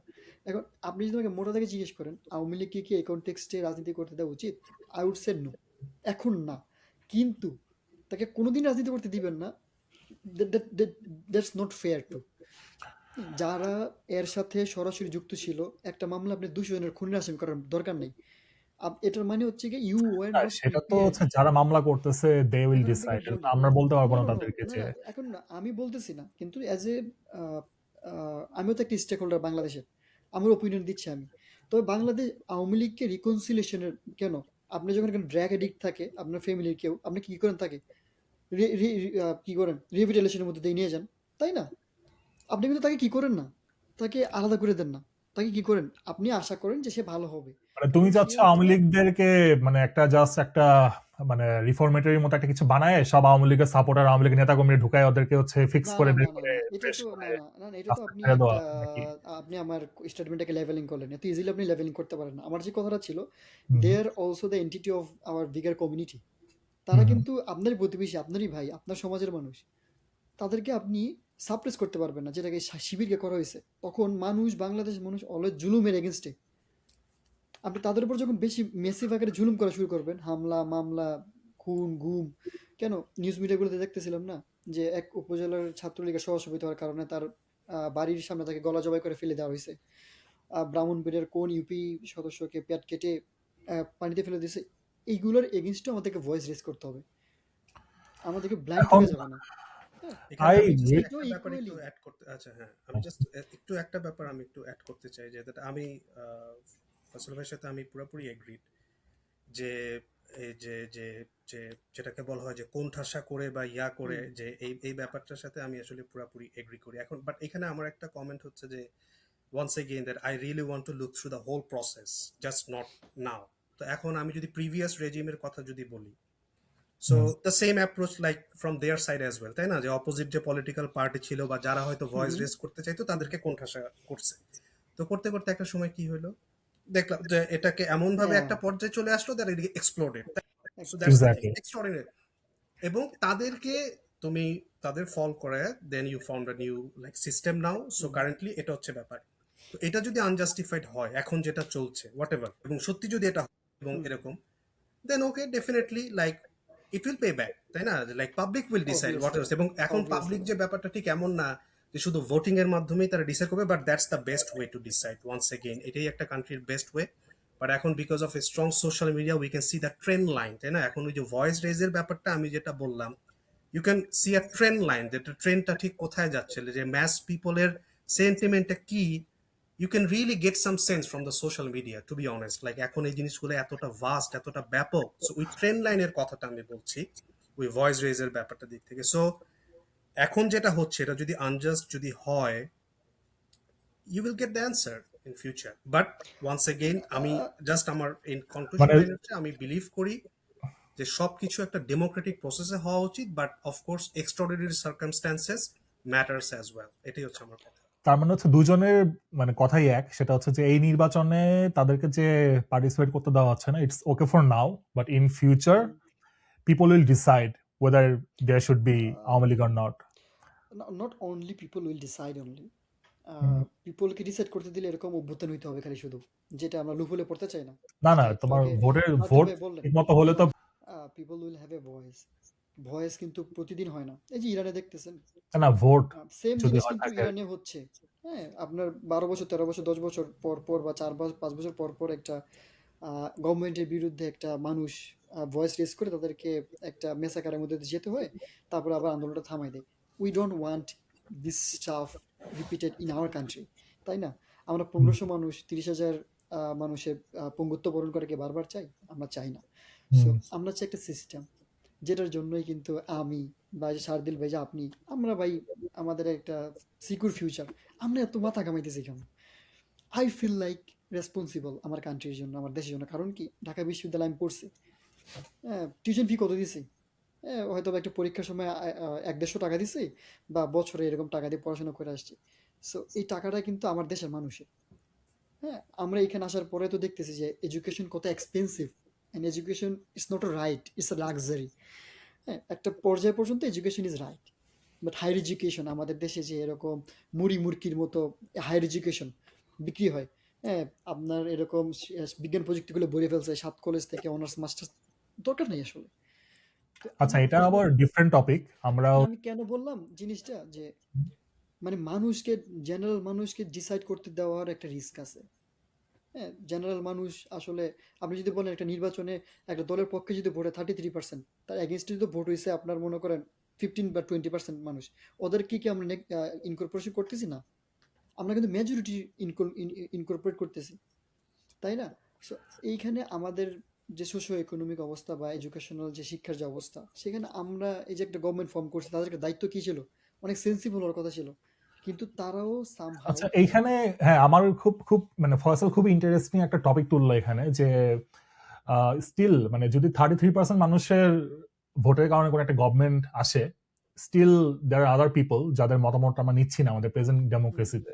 তো সেক্ষেত্রে হচ্ছে আমাদের যে জুলাই সনদ একটা জিনিস এখানে প্রপোজ করা হয়েছে যে উচ্চকক্ষ বা পিআর ভিত্তিতে হচ্ছে উচ্চকক্ষ। দীপ্র ও যেহেতু ইউকেতে পড়াশোনা করেছে, he knows it better than me of course, যে কিভাবে House of Commons, House of Lords they function, and is it actually helpful? I mean যদি আমাদের দেশে উচ্চকক্ষ হয়, এই যে যারা অনেকগুলা মানুষ ভোট দিল, যারা ভোট দেওয়ার মাধ্যমে গভর্নমেন্ট ফর্ম করতে পারলো না, তাদের পছন্দের গভর্নমেন্ট ফর্ম করতে পারলো না, বাট স্টিল উচ্চকক্ষ থাকলে they can still have a voice and they can still take participate in the policy making. So Dipro, how do you see that? উচ্চকক্ষ আসলে আমাদের দেশের ওকে, হ্যাঁ, ফিউচার কেমন প্রথমত হবে? হচ্ছে যে I see it it in a very positive way, এটা হচ্ছে প্রথম কথা। আচ্ছা, হুম, দ্বিতীয় কথা হচ্ছে যে আমি শুধু লাইক আমি যদি বেসিক যদি ধরো তোর নিম্ন কক্ষ যদি বলি, তো হুম, সেটার উপরে তো উচ্চ কক্ষ, তাই না? আমি একটু নিম্ন অফকোর্স। কক্ষের একটু নিচে যেতে চাই। আমি মনে করি যে বাংলাদেশের যে আমাদের ডেমোক্রেসিটার একটা অন্যতম প্রবলেম, সেটা বারবার যেটা হোঁচট খাওয়ার যে একটা কারণ, তার মেইন ফর্ম প্রবলেম হচ্ছে that our power is very much centralised. We don't have any federal form of government in the country, যেমন যেটাকে বলা হয় যে রাজ্য সরকার, বা যেটাকে একটা প্রত্যেকটা হ্যাঁ। রাজ্যের বা প্রত্যেকটা বিভাগের, বাংলাদেশ যেহেতু বিভাগ, আমি যদি সেটা বলি, তার প্রত্যেকটা বিভাগের there will be one chief minister, or one prime minister, এবং he will have a certain cabinet. এখন ব্যাপার হচ্ছে, আমি মনে করি যে প্রথমত হচ্ছে যে বাংলাদেশ, এটা যেহেতু একটা ম্যাসিভ একটা পপুলেটেড একটা কান্ট্রি, ম্যাসিভ পপুলেশন। হুম হ্যাঁ, এটার এরিয়াটা ছোট, এটা ট্রু, বাট পপুলেশন তো অনেক বড়। এবং হুম এটাকে ডিসেন্ট্রালাইজড করতে হলে, এটা ডেমোক্রেসিটাকে স্ট্রং করতে হলে, উচ্চকক্ষের ব্যাপারের চেয়ে আমি পার্সোনালি মনে করি যে বাংলাদেশের ফেডারেল ফর্ম অফ গভর্নমেন্টটা, অর্থাৎ ডিসেন্ট্রালাইজেশনটা ভীষণভাবে জরুরি। এটাকে বোধহয় প্রভিনশিয়াল গভর্নমেন্ট সিস্টেম বলে নাকি, আই এম হ্যাঁ, নট শিওর। হোয়াটএভার এক্স্যাক্টলি আচ্ছা। এটা একটা টার্ম, বাট এটা হুম বাট আমার কথা হচ্ছে যে, যেমন আমি যদি একটা এক্সাম্পল দিই, যে বাংলাদেশের যেটা লোকাল গভর্নমেন্টের যে জায়গাগুলো, যে যেমন ধর উপজেলা বা ইউনিয়ন পরিষদ, পৌরসভা, বাংলাদেশের ম্যাসিভ বা ম্যাস পিপল, আমরা কিন্তু আসলে জানি না যে তাদের বাউন্ডারি লাইনটা কতটুকু, কার কাজ কতটুকু বা কি এই সম্পূর্ণ পুরো জিনিসটা না একটা একটা মিক্সচার, মানে আমি বোঝাতে পারছি যে একটা একটা মানে একটা ব্যাপার। এবং দেখা যাচ্ছে যে যারা সেন্ট্রাল, যারা পলিটিক্যাল পার্টি, তাদেরই দেখা যাচ্ছে প্রতিনিধিরা হচ্ছে লোকাল জায়গায় চলে আসতেছে, তো যার ফলে হচ্ছে কি হ্যাঁ যে পুরো একটা চেইন তৈরি হচ্ছে। বাট তুমি যদি এভাবে, তোমার এইভাবে যদি তুমি ডিসেন্ট্রালাইজেশনে যদি তুমি যাও, তখন তোমার কি হবে যে রিজিওনাল পার্টিগুলা তোমার আরো স্ট্রং হবে, গড়ে উঠবে, যেটা খুব প্রয়োজন। এবং তখন কিন্তু you can really hope for a very strong democracy. It এটা হচ্ছে সাউন্ডস ফ্যাক্ট, এটা গুড। হচ্ছে একান্ত আমার ওপিনিয়ন। এটা হচ্ছে প্রথম কথা। But there are some risks as well, মানে এখানে স্পেশালি আমি এটা বলতে পাকিস্তানে যাচ্ছিলাম। যেমন বেলুচিস্তান, ইন্ডিয়াতে যেমন সেভেন হুম, সিস্টার্স, আমাদের এরা পার্বত্য যেরকম হচ্ছে। চট্টগ্রাম, হ্যাঁ, আমাদের আমাদের আমাদের পার্বত্য তো চট্টগ্রাম। প্রভিনশিয়াল গভর্নমেন্ট সিস্টেম নাই, পার্বত্য চট্টগ্রাম তো আর আলাদা আমি রাজ্য না, কেন বলতেছি আপনাকে, কেন বলতেছি যে ভাই যদি যেটা হয় আর বললো, কি, এক্স্যাক্টলি। ভাই যেটা বললো সেটা হচ্ছে যে এটা খুবই সুন্দর শোনা যায় ভাই, থিওরিটিক্যালি খুব হুম সাউন্ডস একাডেমিক, খুব ভালো। বাট আসলে কি এটা প্র্যাকটিক্যাল বাংলাদেশে? I don't think so. এটা প্র্যাকটিক্যাল না। কারণ আপনি বাংলাদেশ জাতিগতভাবে বাঙালি ভাষাভাষী মানুষ এখানে, মোরলেস 92%। ইন্ডিয়াতে দেখবেন বিভিন্ন ভাষা, জাতি, সংস্কৃতিতে তারা ডিফারেন্ট। কারণ বাংলাদেশে আপনি এরকম প্রভিন্সিয়াল গভর্নমেন্ট সিস্টেম আসলে কি লজিক্যাল? তার চেয়ে বেশি মনে হয় আমার কাছে যেমন বিচার বিভাগটা ডিসেন্ট্রালাইজ করা, হাইকোর্ট বেঞ্চ, বিভাগীয় হাইকোর্ট বেঞ্চ করে দেন। এটা আরো বেশি আমাদের নেপালকে আরো বেশি শক্তিশালী করবে। এখন আপনি ন্যায়পালি তো নাই দেশে। এক্স্যাক্টলি এগুলো করা উচিত ছিল। এগুলো তো মনে করেন, আপনি যদি তাসনিম ভাই বা সারদিল ভাই আশা করেন যে আমার দেশের খেটে খাওয়া মানুষ, প্রান্তিক লেভেলের মানুষ কি এগুলো বুঝে, এগুলো বলতে বা আপনার আমার, যেগুলো আমি বুঝি, হাইকোর্ট বেঞ্চগুলো আপনি ডিসেন্ট্রালাইজ করে দেন। এটা হবে একটা বড় রিফর্ম। 1000 রিফর্মের চেয়ে একটা বড় রিফর্ম হবে এটা, যে হাইকোর্ট বেঞ্চকে আপনি ডিসেন্ট্রালাইজ করে দিলেন। যেখানে ওই বেঞ্চ ওই বিভাগীয় সব ডিসিশনগুলো ডিল করবে, তার সাথে আইসা সুপ্রিম কোর্ট থেকে তার নেওয়া লাগবে না, বা তার বিচার বিভাগ আরেকটা আইন মন্ত্রণালয়ের আন্ডারে কিভাবে ডোমিন, এগুলো যেন সে ফেস না করে। এগুলো আমার মনে হয় যে বেশি ইম্পর্টেন্ট এখানে। এটা হচ্ছে বাংলাদেশে একেবারে বেশিরভাগ আমরা পলিটিক্যাল মানে পার্টি নাই। মাইক্রো মাইক্রো লেভেলের কথা বলতেছি আর কি। দীপ্য যেটা বলছিল এটা হচ্ছে ম্যাক্রো লেভেল, লাইক সেন্ট্রাল গভর্নমেন্টের এগেইনস্টে কথা বলার মতো ইটস কোনো নট ভয়েস তো থাকলো না, তুমি যেটা it's not high court bench. Logical. It's not logical. আপনি লজিক্যাল আপনি বুঝান বাংলাদেশে কোনো রিজনাল পলিটিক্যাল। না এখন না না না তোমার না না সেন্ট্রাল। না না, আমি তো ওই জায়গাটাইতে তো আমি বললাম, আমি কিন্তু একটা কথা বলছি যে এটা লজিক্যাল কি ফিজিবল না সেটা তো ফিউচারে দেখা যাবে, but this is the way like a Democratic system should run. এটা হচ্ছে প্রথম হুম কথা। এখন আমি একটা কথা শুরুতেই বলছি, বাংলাদেশের পপুলেশনটা নিয়ে, বাংলাদেশের এরিয়া ছোট, এটাও আমি বলছি। মানুষের পপুলেশন হচ্ছে ম্যাসিভ। তো এত একটা ম্যাসিভ পপুলেশনকে সেন্ট্রাল গভর্নমেন্টের মাধ্যমে চালায়, সেটা রেজাল্টটা কি আসছে 50 ইয়ার্স? হ্যাঁ, আমরা তো মানে দেখলাম, এইটাই তো। হ্যাঁ, এখানে এটা আবার রেজাল্টটা তো প্রশ্নটা কি? আমরা দেখলাম 50 ইয়ার্সে কি আসছে, আপনি এটা রেজাল্টটা। আপনি দেখেন মেসি পপুলেশন কোথায়? হ্যাঁ, জেলা শহরে। মানে মেসি পপুলেশন কোথায় আপনার? এই যে একটা কনফিউশন, এখানে কনফিউজ হওয়া যাবে না। মেসি পপুলেশন কোথায়? ঢাকায় অ্যারাউন্ড 2.5 কোটি। হ্যাঁ, অ্যারাউন্ড 2.5 কোটি। চিটাগাং, সিলেট, এই জায়গাগুলোতে। ঠিক আছে? এখন আপনি রাজ্য সরকার কখন হয়? তখন আপনার যখন একটা জাতিগোষ্ঠী ভিত্তিক পলিটিক্যাল পার্টি গড়ে ওঠে, তখন তারা ওই রিজনে বেশি স্ট্রং। যেমন আমাদের নির্বাচন কমিশনের একটা ঝামেলা আছে, কতটা জেলা অফিসে, জেলা তাদের অফিস থাকতে হবে একটা পলিটিক্যাল পার্টি হওয়ার জন্য। এটা একটা ভুল লস আমার মনে হয়। হ্যাঁ, কেউ একজন শুধু রংপুর বিভাগে বা উত্তরাঞ্চলে পলিটিক্যাল পার্টি খুব ফেমাস থাকতে পারে, তার তো ভাই আইসা আপনার এই রাজশাহীতে তার পলিটিক্যাল অফিস করা দরকার নেই।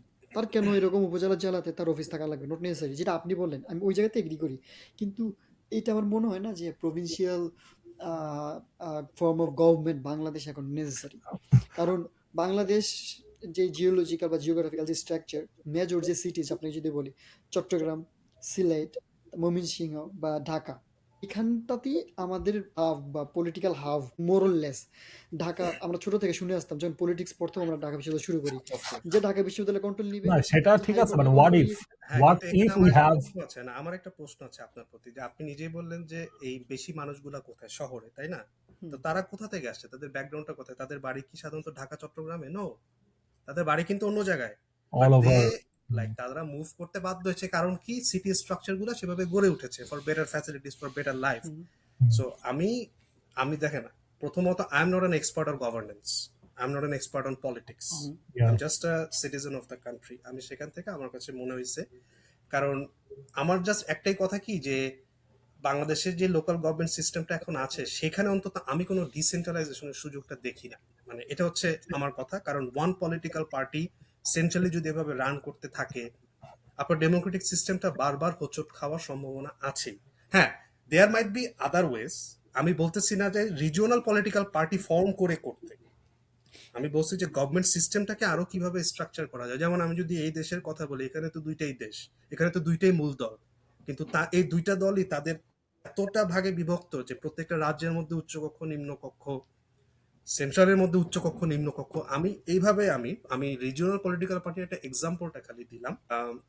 বাট ইয়া, আপনি যেটা বলছেন যে it's definitely going to be very challenging, এবং উই ডোন্ট নো, বাট আমার কাছে মনে হয় সেটা একটা অপশন, আমার কাছে মনে হয়। আর উচ্চকক্ষের যে এটা আমার ব্যাপারটা, কাছেও মনে হয় একটা ভালো অপশন। ফার্স্ট অফ অল, এরশাদ যখন আমাদের দেশে ক্ষমতায় আসে, উনি কিন্তু লোকাল গভর্নমেন্ট গুলোর স্ট্রাকচার উনি বানায়, এবং এটা কিন্তু একটা উনার ভালো ডিসিশন ছিল, যেটা সবাই স্বীকার করে।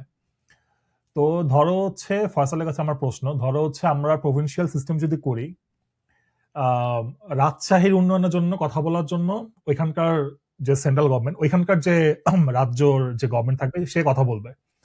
সেটা যদি না থাকে, রাজশাহীর উন্নয়নের জন্য ওই জায়গায় ডিসি ছাড়া,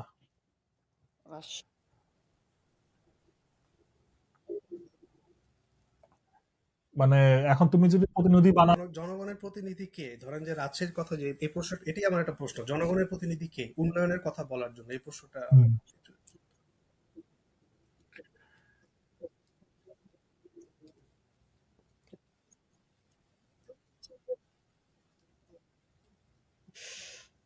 উগ্র মন মানসিকতা ধারণ করা একটা পলিটিক্যাল পার্সন যারা হচ্ছে বিরোধী দলকে সবসময় হ্যাঁ প্রতিপন্ন করা আর মানুষকে বাংলাদেশের মানুষকে স্টুপিড ভাবে। That's the first issue with them. এখন আপনি একটা সিস্টেম ফ্লসগুলো ধরতে পারেন প্রথমে। কারণ আপনি বলতে পারেন যে আমার কাছে মনে হয় 300 MP more less is fine enough to represent region of Bangladesh. এখন রাজশাহীর ওই আসনে বা ওই রিজনের যে এমপি থাকবে সে তার কথাটা বলবে এবং বাজেটটা ওইভাবে অ্যালোকেট করা হবে তার উন্নয়নের।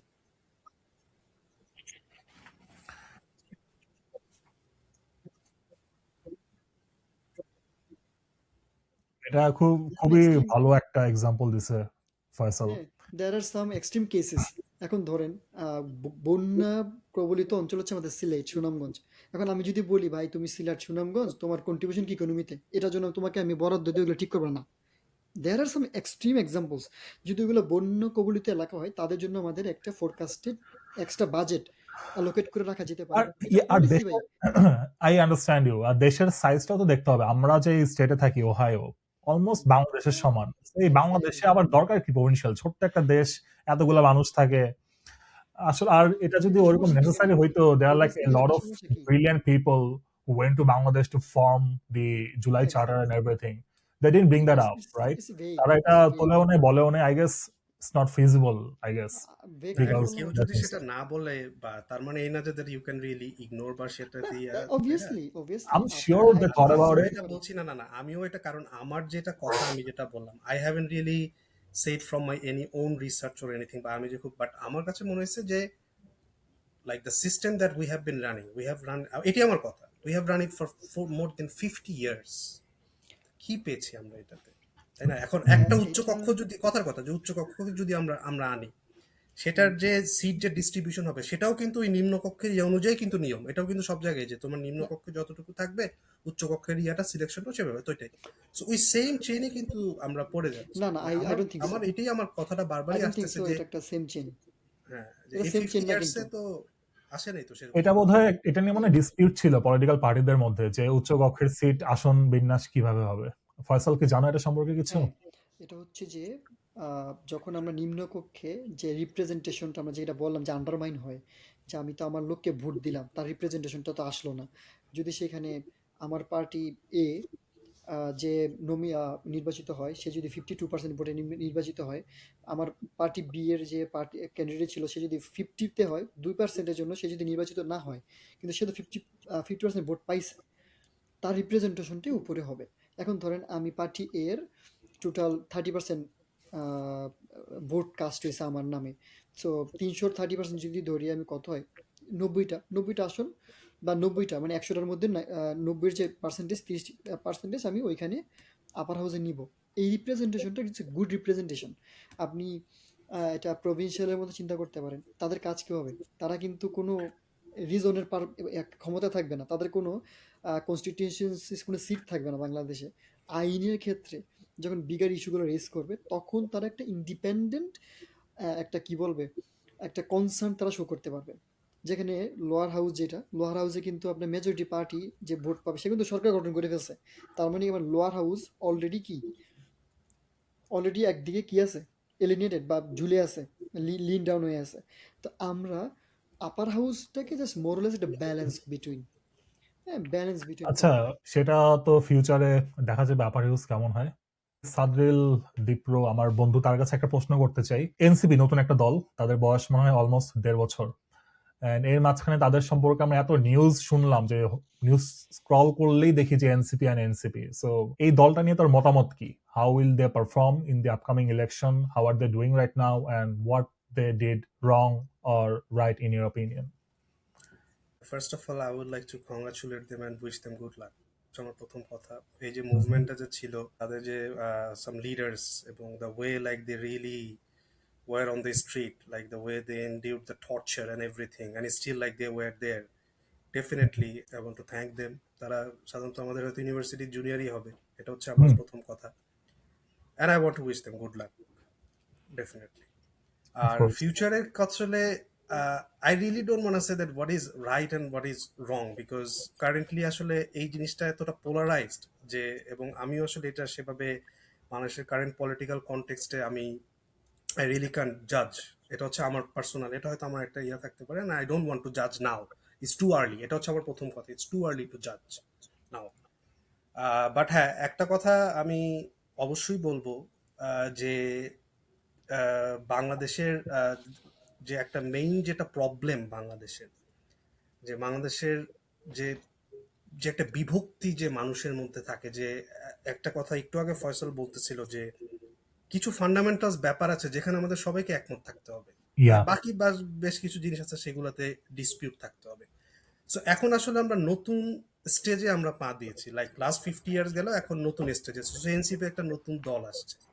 সো আমার এতটুকুই এক্সপেকটেশন থাকবে যে এই জেনারেশনকে মাথায় রেখে, এই ইয়াটাকে মাথায় রেখে একটা ইউনিফাইড একটা নেশন যাতে গড়া যেতে পারে উইথ মিউচুয়াল রেসপেক্ট, এখানে যেন তারা ইয়াটা করে। But unfortunately from the news I can see some like disturbing news, like the same type of allegation যেগুলো previous political parties এর কাছ থেকে আসছে, সেগুলো Hmm. দেখি, right or wrong I don't no, definitely Yeah. কতটুকু কি আমি জানি না, বাট আমি দেখছি।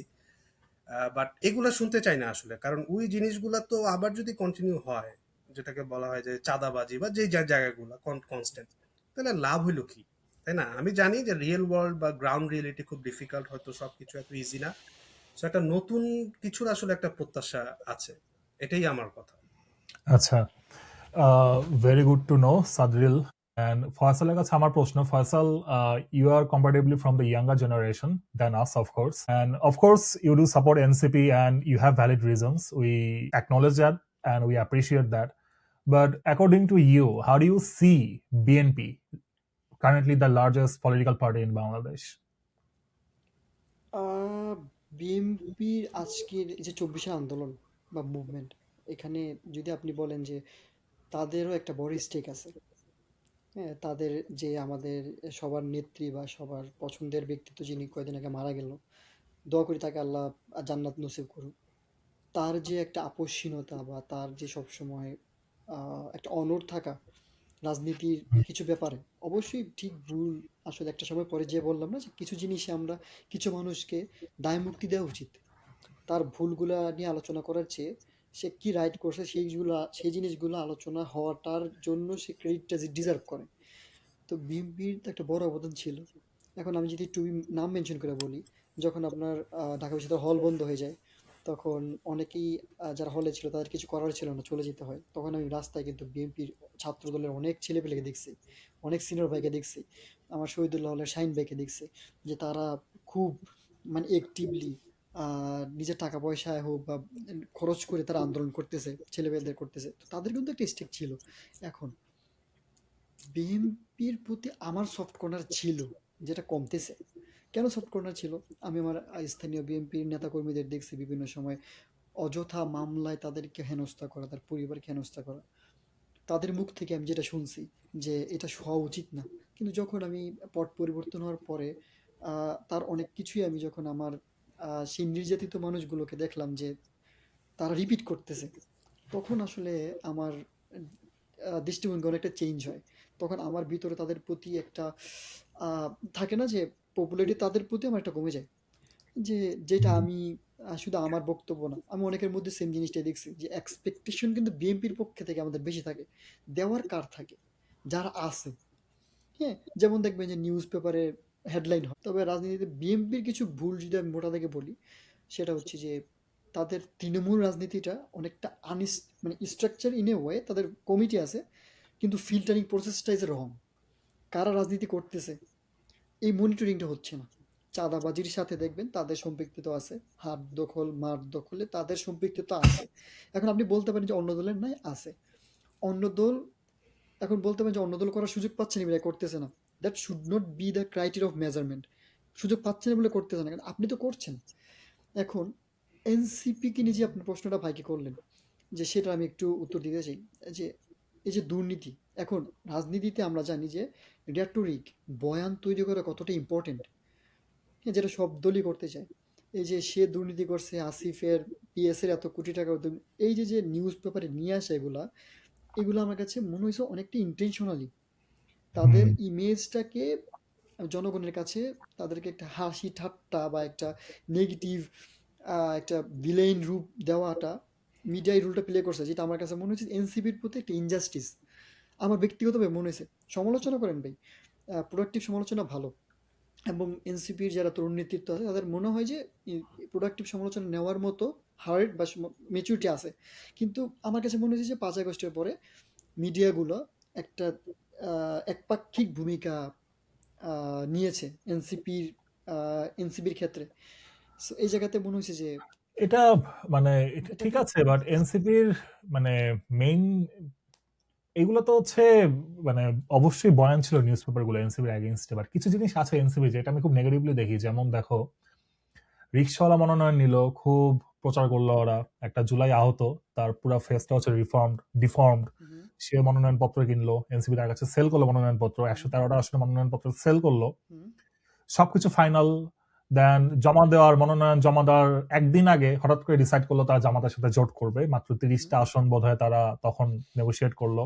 হুম তাসিম জারা সহ আরো অনেক হেভিওয়েট প্রার্থীরা এনসিপি ত্যাগ করলো। যারা ত্যাগ করতে চায়নি তারা বাধ্য হলো ত্যাগ করতে, কারণ ওই সিটগুলা তো ছেড়েই দিচ্ছে এনসিপি জামাতের কাছে।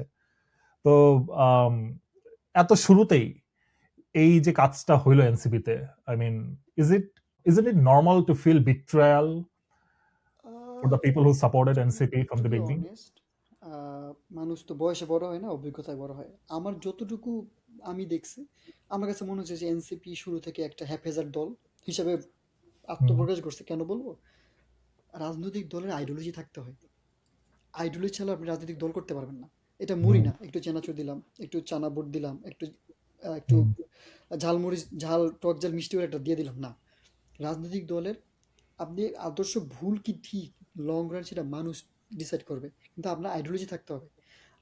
এনসিপির এই ডিসিশনের পরে যারা এনসিপি ছেড়ে চলে গেছে, আই কংগ্রাচুলেট দেম। যারা এনসিপিতে আছে, I also congratulate them too. আর কেন যারা বাধ্য বলতেছি হয়েছে, আপনাকে? যারা বাধ্য হয়েছে, বাধ্য হয়েছে যারা সেটা বাধ্য হয়েছে, যেমন বাধ্য হয়েছে রিক্সাওয়ালা, চেহারা সবুজ বোধ হয় ওই ছেলেটার নাম, যারা বাধ্য হইলো এনসিপি বাধ্য ছেড়ে হওয়ার চলে কেন? যেতে, বাধ্য হওয়ার কিছু নেই। যে শোনেন, টাকা দিয়ে আপনি মনোনয়ন পত্র কিনলো। এটা আমার একটা দ্বিচারিতা মনে হয়। রাজনীতিতে দ্বিচারিতার সমস্যাটা কি? আপনি বলেন মুখে গণতন্ত্রকে আপনি বিলিভ করেন, কিন্তু দলের গণতন্ত্র নিতে পারেন না। জাস্ট বিকজ অফ আপনি দলের একটা big face. Suppose you are Tasnim X, হ্যাঁ, আপনি all face, you feel like যে একটা পার্সোনাল ভোটকাস্ট আছে আমার আসনে, আমার আইডিওলজি মিলতেছে না, so আমি দল ছেড়ে চলে গেলাম। That shouldn't happen. Because of what? দলের মেজরিটি কার্যনির্বাহী সদস্য সংসদ মিলেই কিন্তু ডিসিশনটা নেওয়া হয়েছে আমি জামাতের সাথে যাব। আপনি দলের ক্রিটিসিজম করা এক জিনিস, দল ছেড়ে চলে যাওয়া ডিফারেন্ট জিনিস। ইজ আপনি দ্যাট খালি সো? কারণ এনসিপিতে যারা উচ্চ পর্যায়ে নীতি নির্ধারণ পর্যায়ে যারা ছিলেন তারাও তো অনেকে বলতেছে তাদের থেকে কোনো পারমিশন নেওয়া হয় নাই। আমি বলি না, 30 জন নেওয়া হয়েছে, 30 জন। কেন তাসনিমা? না না না না না, কারণ আছে, কারণ হচ্ছে গিয়ে এটা এখন ভিতরে কি হয়েছে না হয়েছে যতটুকু আমি আই নো, যে তারা এগুলো জানতো, বাট ফর্মালি তাদেরকে জানেন না, জানানো হয়নি। Because of what? তারা কিন্তু রিটেনে একটা ডকুমেন্ট দেওয়া হয়েছে যেটা আমরা এগেনস্টে বা করা হোক না হোক, হ্যাঁ, যদি নাই জানতো তাহলে কিভাবে এই রিটেন এগ্রিমেন্টগুলো দেওয়া হয়, যেটা যদিও মিডিয়াতে আসা উচিত ছিল না, পরবর্তীতে মিডিয়া আসছে। তো আই গেস দে নো। আর যদি তারা নাও জানে, যদি তারা মনে হয় যে they feel they R betrayed, তারা তো চলে আসছে। আমি বললাম না যে আই ওয়েলকাম দেম। এখন আপনি যদি বলেন যে আমি যদি ওই ওই তাসনিম জারা আসনের ভোটার হই, আমি কি তাসনিম জারাকে চুজ করবো না? Obviously I would go for Tasnim Zara. এটাকে বলে যে politically I am not blind. So এনসিপির রাইট টাইম ছিল এটাই, যে একটা পলিটিক্যাল দল হিসেবে দাঁড়ানো, তার স্ট্যান্স ক্লিয়ার করা, তার না, আইডিওলজি এই ক্লিয়ার করা। ডিসিশনটা কি তাদের সেটাতে হেল্প করলো নাকি? আচ্ছা, এখানে আমি সাদরিলের কাছে আসি। Sadril, how do you see this decision, NCP being in an alliance with Jamaat Islami all of a sudden? এটা তো আসলে ডেফিনেটলি সাডেন ছিল বাংলাদেশের কারেন্ট পলিটিক্যাল কনটেক্সটে, বাট আমি যেটা বলছি যে মেবি দ্য গ্রাউন্ড রিয়েলিটি আসলে যেটা তাদেরকে যেটা বলেছে যে এক্স্যাক্টলি। আমি I was looking watching one of the podcast from their like head, like like the, যার নাম হচ্ছে Nahid. Recent Nahid. Yes, so he said that like it's a new political party যেটাকে এবং দ্য গ্রাউন্ড রিয়েলিটির কথাটা যদি বলা হয় যে maybe for the alliance will help like to perform better in the election, maybe that's the reason they did it. And in terms of my judgement আসলে I would say that once again it's too early to say anything, and you will definitely see people's judgment on the ballot. So Hmm. that's what I want to say now. Okay. Perfect, Okay. Perfect. Yeah, so NCP এই বিষয় নিয়ে আমরা এখন তাইলে মোটামুটি একটা সেটেলমেন্টে আসলাম যে people will decide if this is right or wrong. Obviously, so obviously. Yeah, তো মানে এখন আমার একটা কমেন্ট হচ্ছে এখানে, it's high time for NCP to be NCP. হ্যাঁ, কারণ দলে আইডিওলজি থাকতে হবে ভাই। আপনার আইডিওলজি যদি না, লেফটিস্ট হয়, সেটা তো আর রাইটিস্ট হয়, সেটা তো আর সেন্ট্রিস্ট হচ্ছে না হয়। আপাতত।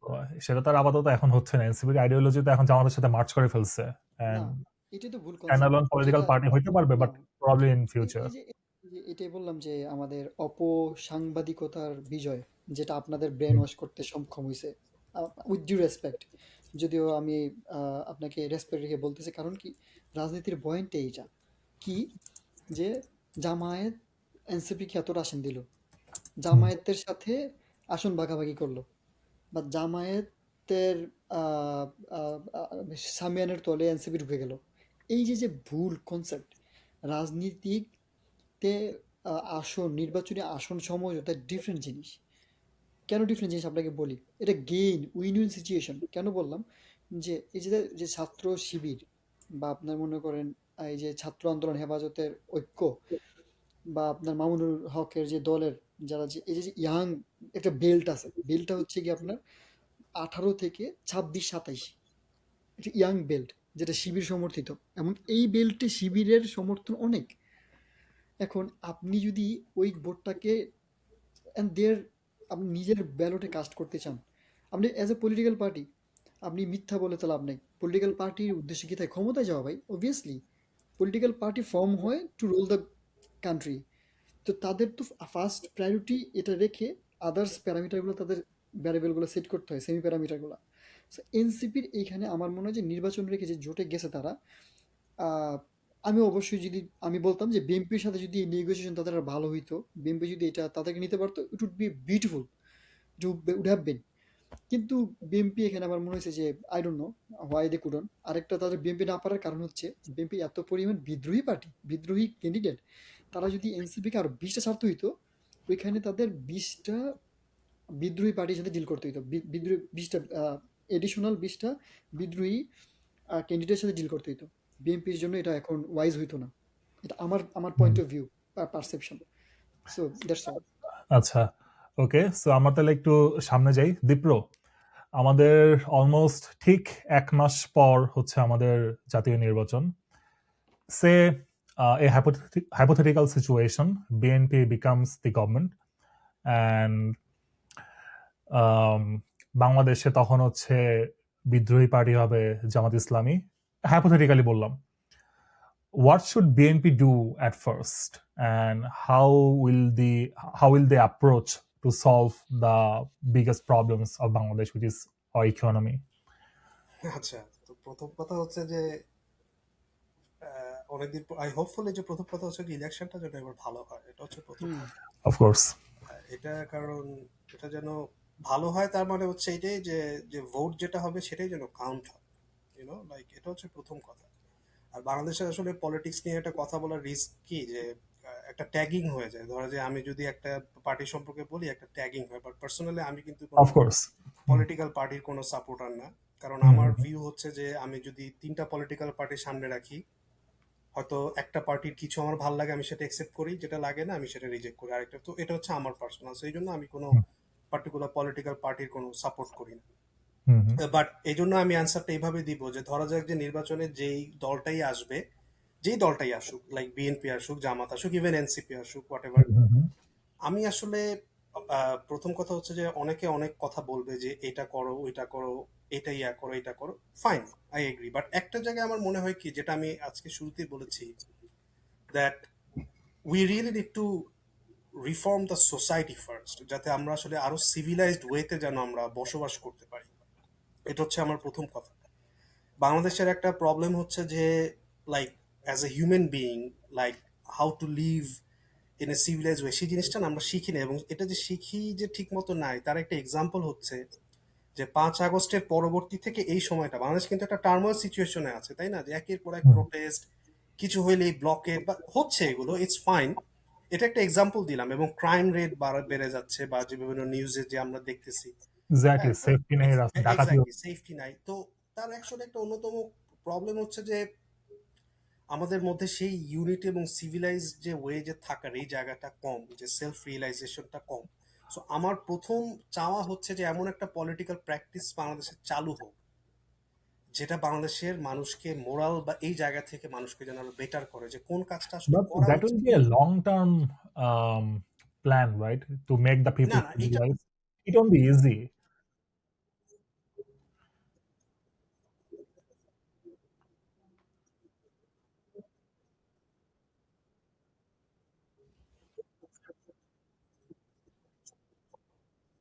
হুম,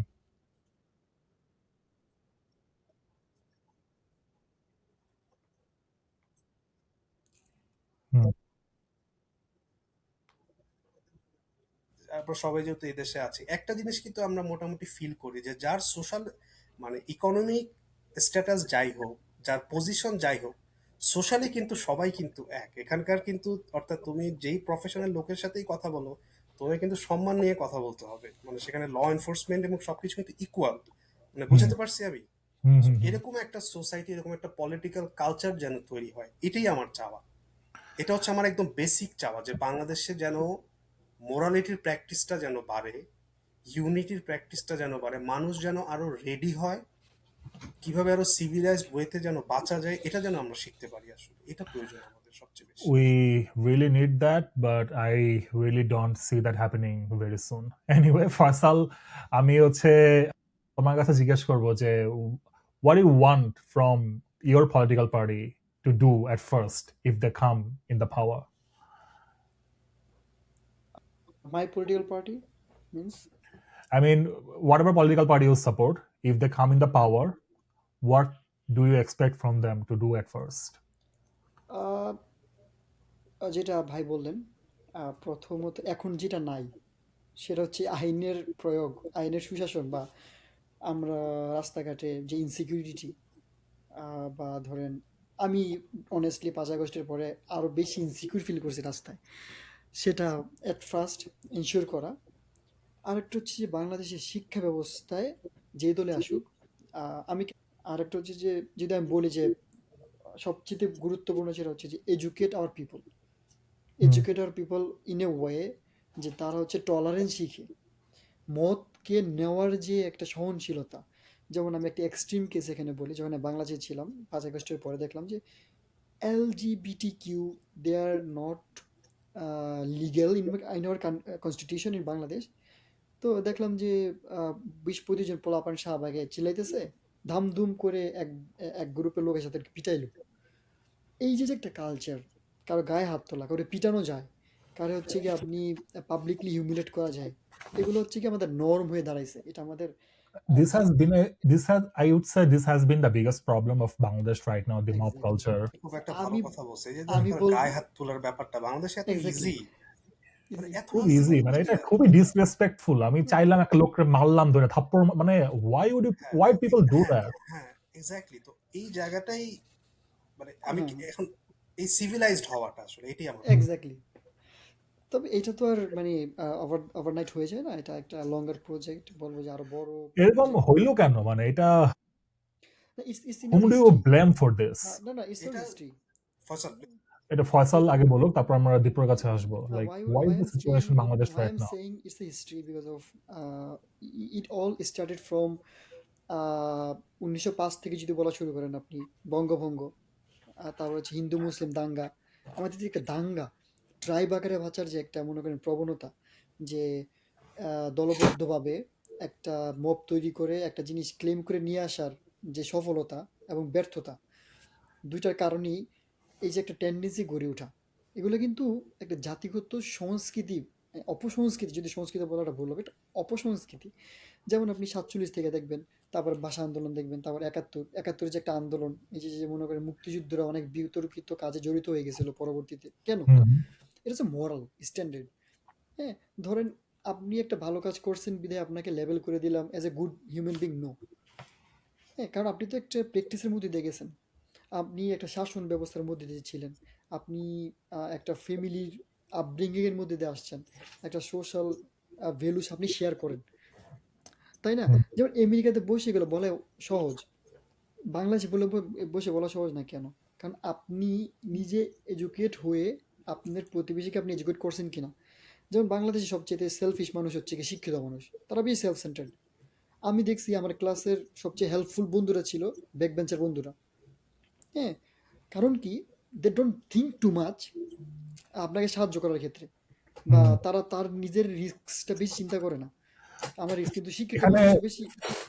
ফয়সাল খুব ইন্টারেস্টিং একটা জিনিস বললো যে আমাদের শিক্ষিত মানুষ they don't educate the অশিক্ষিত মানুষ, so that অশিক্ষিত মানুষ gather together and ask for things they shouldn't, which is very interesting.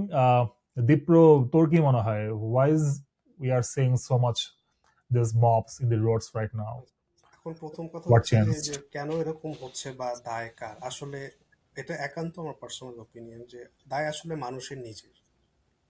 প্রথম কথা হচ্ছে যে আল্লাহ তাআলা মানুষকে তার ফ্রি উইল দিয়েছেন, so you have the like I mean that knowledge, you should have that knowledge to choose between right and রং।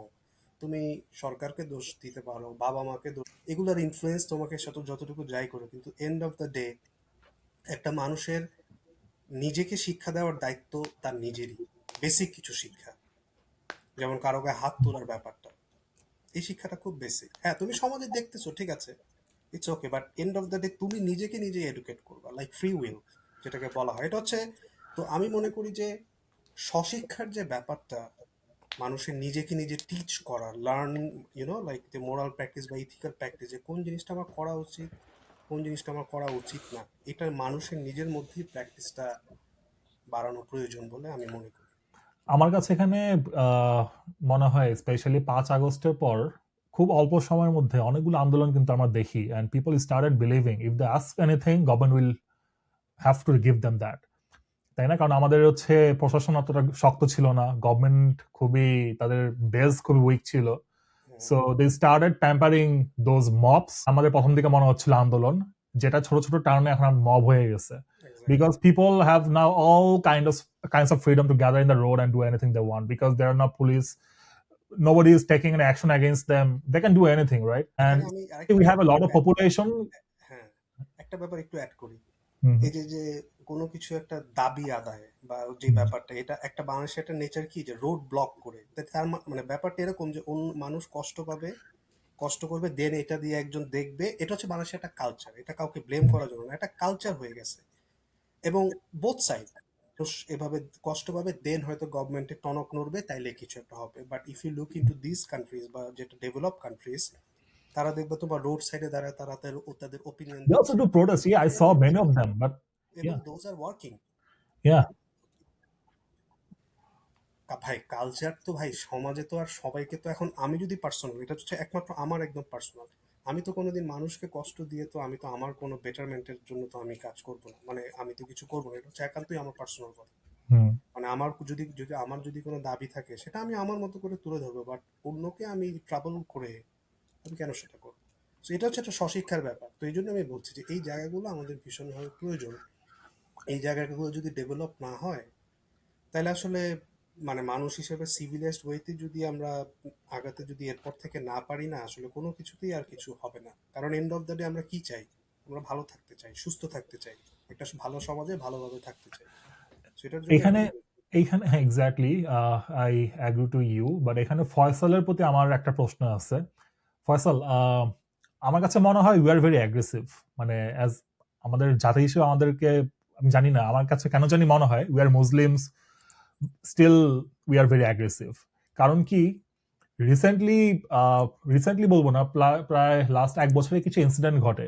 মরা মানুষকে কবর থেকে তুলে তাকে আগুনে পুড়ায় দেওয়া, রাস্তায় বাউলকে দা দিয়ে কোপায় তাকে হচ্ছে পানিতে ফেলে দেওয়া, একটা হিন্দু ছেলেকে রাস্তার ডিভাইডারের মাঝখানে গাছের সাথে বেঁধে তাকে আগুনে পুড়ায় দেওয়া। এবং এই জিনিসগুলো আমরা দেখতেছি যে করতেছে হচ্ছে কিছু দাড়ি টুপিধারী লোকজন। আই ডোন্ট বিলিভ যে they do follow Islam very well, but still we are seeing very aggressive uh, things that people are taking, especially those kind of people. তোমার কাছে কেন মনে হয়, কি মনে হয়, like who are they and why are they doing this all of a sudden? হু আর দে, এই প্রশ্নটার উত্তর তো আসলে এভাবে দেওয়া সম্ভব না, বাট আপনি যেটা বললেন যে রিসেন্টলি যেটা হলো, শেষে যে দুইটা ঘটনা যদি আপনি মেনশন করলেন, যদি বলি, একটা হচ্ছে যে মানিকগঞ্জ বা মুন্সিগঞ্জে কোথাও একটা পীর বা সামহাউ কি ছিল, কবর থেকে উঠায় নিয়ে আসা। আমার আব্বুর মুখে যেটা আমি শুনছি যে তার ইন্টার লাইফে সে এরকম কিছু দেখেনি। Hmm. যেটা হচ্ছে, এটা হচ্ছে বাংলাদেশ হিস্ট্রিতে এমন একটা জিনিস ঘটে গেছে যেটা খুবই লজ্জা।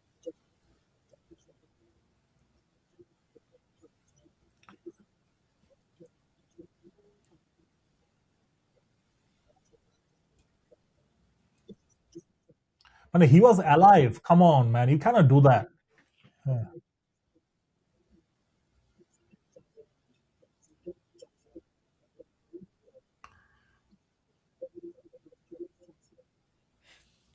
এখানে হচ্ছে যে সার্টেন সর্ট অফ পিপল যাদের বিলিভটা হচ্ছে এটা, বললাম না যে যে ভিন্ন মত দিতে পারে না।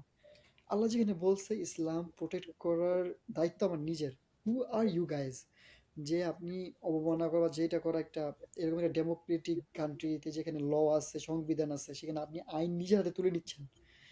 হ্যাঁ, এটা হচ্ছে একটা রিডিকুলাস এবং খুব extreme radical thoughts of.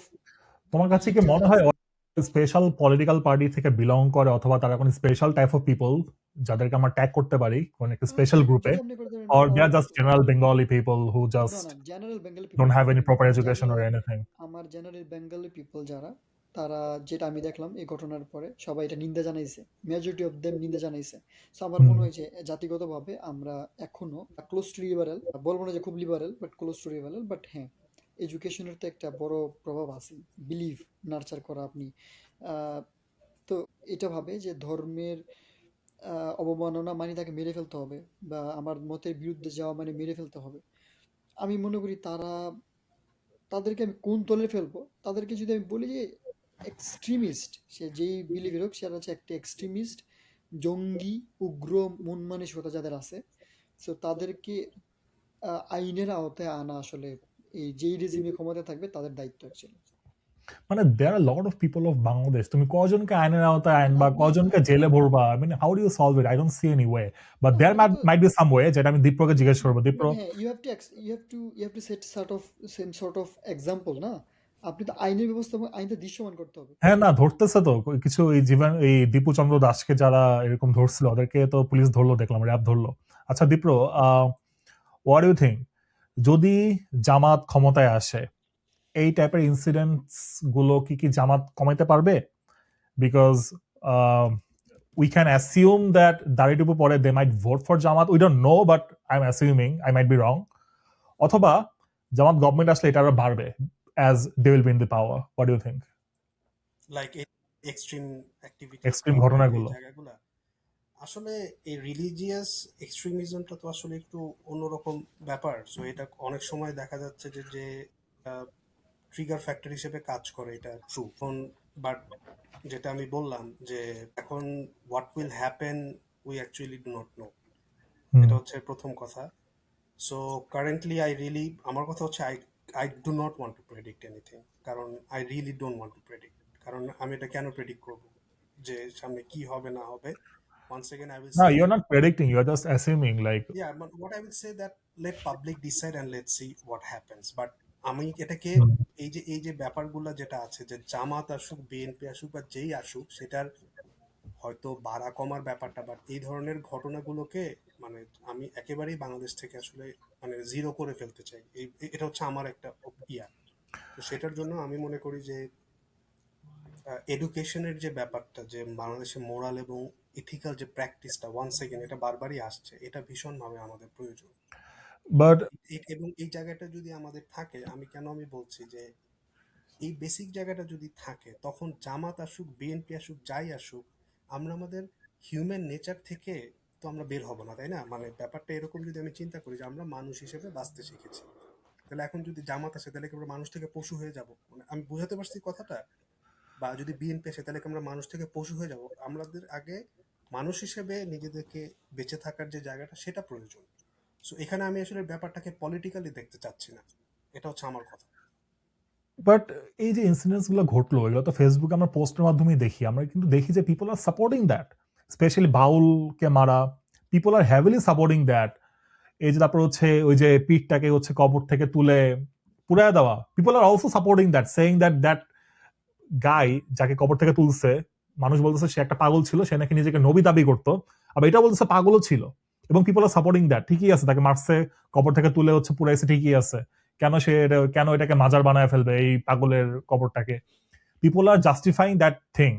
So what you think Faisal? I mean, এটা এমন না যে just some people are doing those mobs, people are also, a lot of people are also supporting that, যারা হয়তো রাস্তায় নাই, but they are giving the moral support that we are with you. তুমি এটা সলভ কেমনে করবা? এটা তো সলভ আপনি একদিনে করতে পারবেন না। আপনি দেখবেন যে একটা একটা টক শোতে একজন নারী উপস্থাপিকা আছে, সে কমেন্ট করতেছে যে আপনার মাথায় ঘোমটা নেই কেন। দেখবেন এই ধরনের ঘোমটা আছে। বা ধরেন আপনি বলতেছে যে আরে নারীদের ক্ষমতা নিয়ে বিশ্বাস করি না। এগুলা হচ্ছে আমার কাছে মনে হয় যে খুব ছোট মন মানসিকতা আর অজ্ঞতা থেকে এই ধরনের কাজগুলো হয়। আর যে ধর্মের নামে যে মবটা হয়, এটা ইজি, এটা ইনস্টিগেট করা খুবই ইজি, বিকজ অফ আমাদের ইসলামিক বা ধর্মীয় সেন্টিমেন্ট খুবই মানে কি বলে, আমরা না জেনে অনেক অনেক কিছু বিশ্বাস করে ফেলি। সেই জায়গাটা থেকে আমাদের যারা লিডাররা বা যে লিড দেয়, সে বলে যে ওকে মেরে ফেলা জায়েজ, ওকে মেরে ফেললে হচ্ছে আমাদের এক নৈতিক দায়িত্ব বা একটা আমার আমার ধর্ম টিকে রাখার জন্য এই যে যে রেটরিক গুলা তৈরি করা, মানে এবং মানুষ এগুলো ব্লাইন্ডলি বিশ্বাস করা, এটা কারণ হচ্ছে যে lack of education, lack of enlightenment. I don't think this is for lack of education. বাংলাদেশের এডুকেশন সিস্টেমটা হচ্ছে একটা প্রবলেমেটিক আমার কাছে মনে হয়, কারণ যারা গরিব তারা মাদ্রাসায় পড়ে, because Madrasa education is mostly free. আমি তো আপনাকে এটাই বললাম যে আপনি এক্স্যাক্টলি, গরিবদের হ্যাঁ, জন্য, ফয়সাল এটাই উল্লেখ করছে যে আমাদের গরিব এডুকেশন সিস্টেম, হ্যাঁ। তো গরিবদের মানে জন্য আপনি মাদ্রাসা যেখানে আলু আর ডাল খাবে, মেল নিউট্রিশনে ভুগবে, তার থেকে আপনি এক্সপেক্ট করেন যে লাইক আস আমাদের মতো খুব ইন্টেলেকচুয়াল আলোচনা করবে? It's not possible. It's not possible, exactly. আমাদের সমাজটা অনেক স্ট্র্যাটিফাইড, একই বয়সের একটা বাচ্চা অনেক টাইপের এডুকেশন পায়, কেউ মাদ্রাসায় যায়, কেউ বাংলা মিডিয়াম, কেউ ইংলিশ ভার্জন, কেউ ইংলিশ মিডিয়াম, কেউ আবার হচ্ছে অনেকে মানে I mean I don't know coaching সেন্টারে বাসায় পড়ে। আপনি এটা জানেন কিনা, মাদ্রাসা যে শিক্ষা, এটা কিন্তু আপনার দাখিল না, কিন্তু দাখিল ছাড়া যেটা বলতেছি যে কওমি, ওদের কি পড়াবে না পড়াবে এটার কিন্তু কোনো স্ট্রাকচার ফরম্যাট নাই, জানেন? বাংলাদেশে গভর্নমেন্ট এখানে হস্তক্ষেপ করতে পারে না, এটা জানেন? দেয় না ওদেরকে করতে। তার মানে কি, একটা vast people of youth, adolescent, বা আপনার মানে শিশু বাচ্চা যারা বড় হইতেছে, they are not under any scrutiny, বা they are not under any sort of formal check and balance system. জানেনই না আপনি এখানে কি পড়ানো হইতেছে, এটাকে আপনি এনলাইটমেন্টই করতে দিবেন না, বা এটাকে এনলাইটমেন্ট বললে আবার আমাকে নাস্তিক বলবো অনেকে আইসা। মানে কি, তার মানে আপনি ভাবতেছেন যে আমি অন্ধকার আছি? না, আমি যেটা বলতে চাই, একটা ছেলে, সেম বয়সের ছেলে যে ইংলিশ মিডিয়ামে পড়তেছে, আর যে যে মাদ্রাসায় পড়তেছে, বা যে ধরেন একটা ভালো স্কুলে পড়তেছে বা একটা স্কুলিং পাচ্ছে, যে পাচ্ছে না, এটা তো রাষ্ট্রের দায়িত্ব ছিল চেক এন্ড ব্যালেন্স গুলো তৈরি করা, কিছু বেসিক জিনিস, এটা রাষ্ট্রের বেসিক দায়িত্ব জিনিস। ছাড়া এটা আমার কাছে মনে হয় কি এটা আমাদের কিছু দ্বিচারিতাও দায়ী। ধরো একটা সমাজে একটা গ্রামে একটা ধনী লোক আছে, তার অনেক টাকা, সে কি করবে, সে একটা এতিমখানা বা মাদ্রাসা বানাবে এবং বানায় সে চাবে ছেলেগুলা যারা ওখানে ভর্তি হবে তারা সারাদিন আল্লাহ আল্লাহ করবে এবং তার নামে খালি দোয়াগুলো। ও কি এডুকেশন পাচ্ছে এটা কিন্তু তার কনসার্ন না, সে টাকা খরচ করতেছে যেন সে একটা দোয়া পায়, বেশি সোয়াব পায়। এই কারণে বাংলাদেশের প্রত্যেকটা গ্রামে গঞ্জে হাটে মাঠে ঘাটে অনেক মাদ্রাসা আছে, অনেক ইসলামিক স্কুলস আছে, বা তাদের কোয়ালিটিটা আমার কাছে মনে হয় না গভর্নমেন্ট ওইভাবে এনশিওর করতে পারবে, because they are so many and as they are offering free education and we have a lot of children in our country, they also get students. So Dipro হচ্ছে এখানে টিচার বাংলাদেশের, you are also experienced teaching a lot of students in your classes in Daffodil, because Daffodil is kindly probably is now the most famous university right now according to the ranking and all. So you taught a lot of students. আমি sure তুই তোর ক্লাসে মাদ্রাসা ব্যাকগ্রাউন্ডের পাইছিস, English medium, English version সবাই পাইছিস। Do you see any difference among them? And ও আচ্ছা, very good question. প্রথম কথা হচ্ছে আমি আসলে শুধু ড্যাফোডিলে না, আমি আমেরিকাতেও প্রায় 2.5 বছর পড়াইছি এবং Mhm. I have served as an independent instructor here like for a lab. So Okay. এটা হচ্ছে প্রথম কথা। আর আর তুই যেটা বললি যে ডিফারেন্স, আই ডোন্ট জাজ my student when ever I am in class, এটা হচ্ছে একান্তই আমার একটা পার্সোনাল Mhm. ইয়া। তবে হ্যাঁ, একটা ব্যাপার আমি অবশ্যই বলতে চাই যে বাংলাদেশের একটা একটা একটা বিশাল একটা কমিউনিটির মধ্যে যে এই জাজমেন্টটা চালু, যে প্রাইভেট ভার্সেস পাবলিক, মাদ্রাসা ভার্সেস ইংলিশ মিডিয়াম, বা এই যে এই জাজমেন্টটা বাংলাদেশে চালু হয়। সো এই জায়গাটা আসলে অ্যাজ এ ইউনিভার্সিটি টিচার আমি মনে করি যে এই জাজমেন্টটা আমি সাপোর্ট করি না। মানে এই ডিফারেন্সটা, মানে এই যে এই কম্পারিজনটা আমি সেভাবে করি না। কারণ আমি বিলিভ করি যে এডুকেশনের বিভিন্ন ব্যাকগ্রাউন্ড হতে পারে এবং সেটার বিভিন্ন ডাইভার্সিটি থাকতে পারে। So No, I they hope. can obviously they can be, but problem is that I mean, are they having the same quality of education that we are discussing right No, now? definitely What do you not. think? এটা তো আসলে সব জায়গায় তো সম্ভব না। কিন্তু এখন কোনটা বেশি কোনটা কম, you can not really say always. Like আমি আসলে যেটা বলতে চাচ্ছি যে আমি কোনো কিছুকে আহ, আগানো পিছনে, হ্যাঁ একটা জিনিস আমি বলতে পারি যে সার্টেনলি যে বাংলাদেশের যে ইংলিশ মিডিয়াম যেগুলো আছে, they definitely very much privilege, right? সেখানে They're privilege very privileged, of course. পড়ে বা ইয়ারা পড়ে, but at the same time যে ধর বাংলাদেশের যে গভর্নমেন্ট যে ঢাকার যে স্কুলগুলো আছে, তারাও কিন্তু বেশ ভালো ভালো স্টুডেন্ট সেখানে আছে। কিন্তু আমরা কিন্তু দেখছি যে ঢাকার বাইরে থেকেও অনেক ভালো ভালো স্টুডেন্ট ঢাকায় যাচ্ছে, ভালো ভালো জায়গায় পড়ছে, ইভেন দেশের বাইরে। যেমন Hmm. আমি নিজে তো ঢাকার বাইরে থেকে লেখাপড়া করেছি। So Hmm. অফকোর্স এখানে কোয়ালিটির ডিফারেন্স আছে, I fully agree, there is no point to be diplomatic in this way, এবং বৈষম্য আছে এই জায়গাটায়, এবং এখানে কাজ করতে হবে। লাইক বেসিক্যালি এটা ডেভেলপ আমি ঠিক এভাবে বলবো না, লাইক যে মাদ্রাসা English medium or private, but আমি বলবো যে বেসিক ডেভেলপমেন্টটা শুধু I will say rural and urban education, এই দুইটার মধ্যে একটা সমন্বয় আনাটা জরুরি। মাদ্রাসার মধ্যে কিন্তু ইংলিশ ভার্সন আছে আবার, মানে there are some very good quality মাদ্রাসা। ওসমান হাদি যে একটা ছেলে কিছুদিন আগে তাকে মেরে ফেলা হয়েছে, সেও কিন্তু একটা মাদ্রাসা থেকে পড়াশোনা করে আসে এবং he was from a very famous মাদ্রাসা। আমার কাছে মনে হয় এটাকে একটা বেসিক স্ট্রাকচারের মধ্যে এনে শুধু মাদ্রাসা না, Bangla medium, Bangla version, English মিডিয়ামের তো উপর তো আমাদের কোনো হাত নাই, because this is control by the British curriculum I guess, so British council. So একটা স্ট্রাকচারের মধ্যে নিয়ে আসা উচিত যেন সবাই অ্যাটলিস্ট একটা সেম গ্রেড অফ নলেজ থাকে, যেটার উপর বেস করে আমার ফিউচারে তাকে আরো ফার্দার ট্রেন করতে পারবো। এক্স্যাক্টলি, লাইক একটার সাথে অন্য একটার ডিরেক্ট ক্ল্যাশ বা কম্পারিজন এটার মনে হয় না প্রয়োজন আছে। No, no, we are, yeah, of course. এটা তো কোনো ক্লাস থাকা উচিতই না, বাট উই রিয়েলি হোপ যে ফিউচারে হচ্ছে um, একটা সিস্টেম আসবে যার মাধ্যমে হচ্ছে everything will be equal and people will have at least same kind of understanding on things that we expect. Anyway, প্রায় 1 ঘন্টা 38 মিনিট হচ্ছে আমাদের আজকের আলোচনা হলো। This is for the very first time we are doing this and I hope this will end well. This I'm not totally sure how will this end well because I don't even know how to save this video. But anyway, thank you guys for being here. This was such a pleasure to be your host and ask you questions because I personally think you know a lot of things that I don't do. And I really hope if we upload this video to YouTube, people will learn so much things about the feelings that we have, the people we are staying in USA apart from our lovely country Bangladesh, and we really hope in future we'll have a lovely election where all people will participate, all people will vote, and after so many long days we'll have a festive environment, and I'm really looking forward to that. So before ending this video, I will ask you, Sadril and Faisal, if you want to say anything to our audiences, you are welcome. ভাই আপনি বলবেন নাকি should I go first? No, first of please go ahead. এটা মানে আমাদের এই video বা communication থেকে কে কতটুকু ইনফরমেশন পাবে, but the message should be like people who are staying in abroad who are also concern about the country. কারণ ব্যাপারটা হচ্ছে কি যে এই কনসার্নটা হচ্ছে একটা মেসেজ যে আসলে আমরা দেশ থেকে দূরে আছি, বাট দেশকে নিয়ে ভাবি আসলে। We so much love our country. Love our We country. do. I know we do. দেশের বাইরে আসলে আরো বেশি বুঝি এটা, যে ওইখানে আমার একটা চায়ের দোকানদার থেকে শুরু করে পান দোকানদারের সাথে যে একটা আত্মিক সম্পর্ক আমার সাথে সাথে বলার সাথে তৈরি হয়ে যায়, এখানে আসে এখানে এগুলো আসলে আমার দেশের অনেক প্রোস এন্ড কনস আছে, তাও তো দেশকে ভালোবাসি আসলে। দেশটাকে মিস করি, দিন শেষে মনে হয় যে আমার দেশের অক্রবক আঁকাবাঁকা রাস্তা, নদীর পার, গাছের পাতা সবকিছুই মিস করি। তো আমি ধন্যবাদ জানাবো তাসনিম ভাইকে, আমার খুব পছন্দের মানুষ, যে সব সময় সব জায়গাতে আসলে একজন মিডিয়েটরের কাজ করে। তো আজকে সে তার প্রপার রোলটা পাইছে। আর হচ্ছে শার্দিল ভাই, আহ, শার্দিল ভাইয়ের কাছ থেকে অনেক কিছু জানলাম, আর তার ডিফারেন্ট ওপিনিয়ন, ডিফারেন্ট ভিউ অনেক জায়গাতে আমাকে ভাবাইছে, আচ্ছা এইভাবে ভাবা যায়।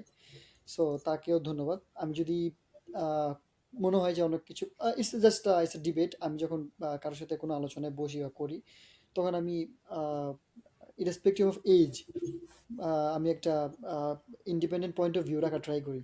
সো যদি আপনি ভাবেন somehow I attacked you or I attacked your opinion, it was intentional, because this is the very first time I saw you, I met you, and it's my pleasure যে আপনাদের মতো এরকম মানুষের সাথে আমি একটা সেম প্ল্যাটফর্মে স্ক্রিন শেয়ার করতে পারছি। সো ধন্যবাদ আপনাদের সবাইকে। Thank you, Faisal. Sadril. ওকে, প্রথমত হচ্ছে অনেক ধন্যবাদ আমাকে এখানে আমন্ত্রণ জানানোর জন্য, এবং আমি তোমার এই পডকাস্টের, আমি শিওর যে ইন ফিউচারে হয়তো তুমি আরও এপিসোড করবা, তোমার এটার জন্য আমি সফলতা কামনা করছি। ফয়সালের সাথে ডিরেক্টলি আমার ইন্টারাকশন হয়ে ভালো লাগলো, বিকজ আমি তো অনেক বছর ধরে বাইরে আছি, এবং লাইক এরা হচ্ছে লাইক নেক্সট জেনারেশনটা আসলে, so Of তারা course. ডিরেক্টলি রাজপথে ছিল, সো ওর কাছ থেকেও শিখতে পারলাম, because he knows the ground reality far better than me, definitely I believe. আমি হয়তো ফিলোসফিক্যালি বা আমার অনেক কিছু থাকতে পারে, বাট রিয়েলিটির অ্যাসেসমেন্টটা খুব জরুরি, যেটা হয়তো ফয়সালের কাছ থেকে আমরা আরও বেটার জানতে পারবো যে এই জেনারেশনের থিঙ্কিংটা কী।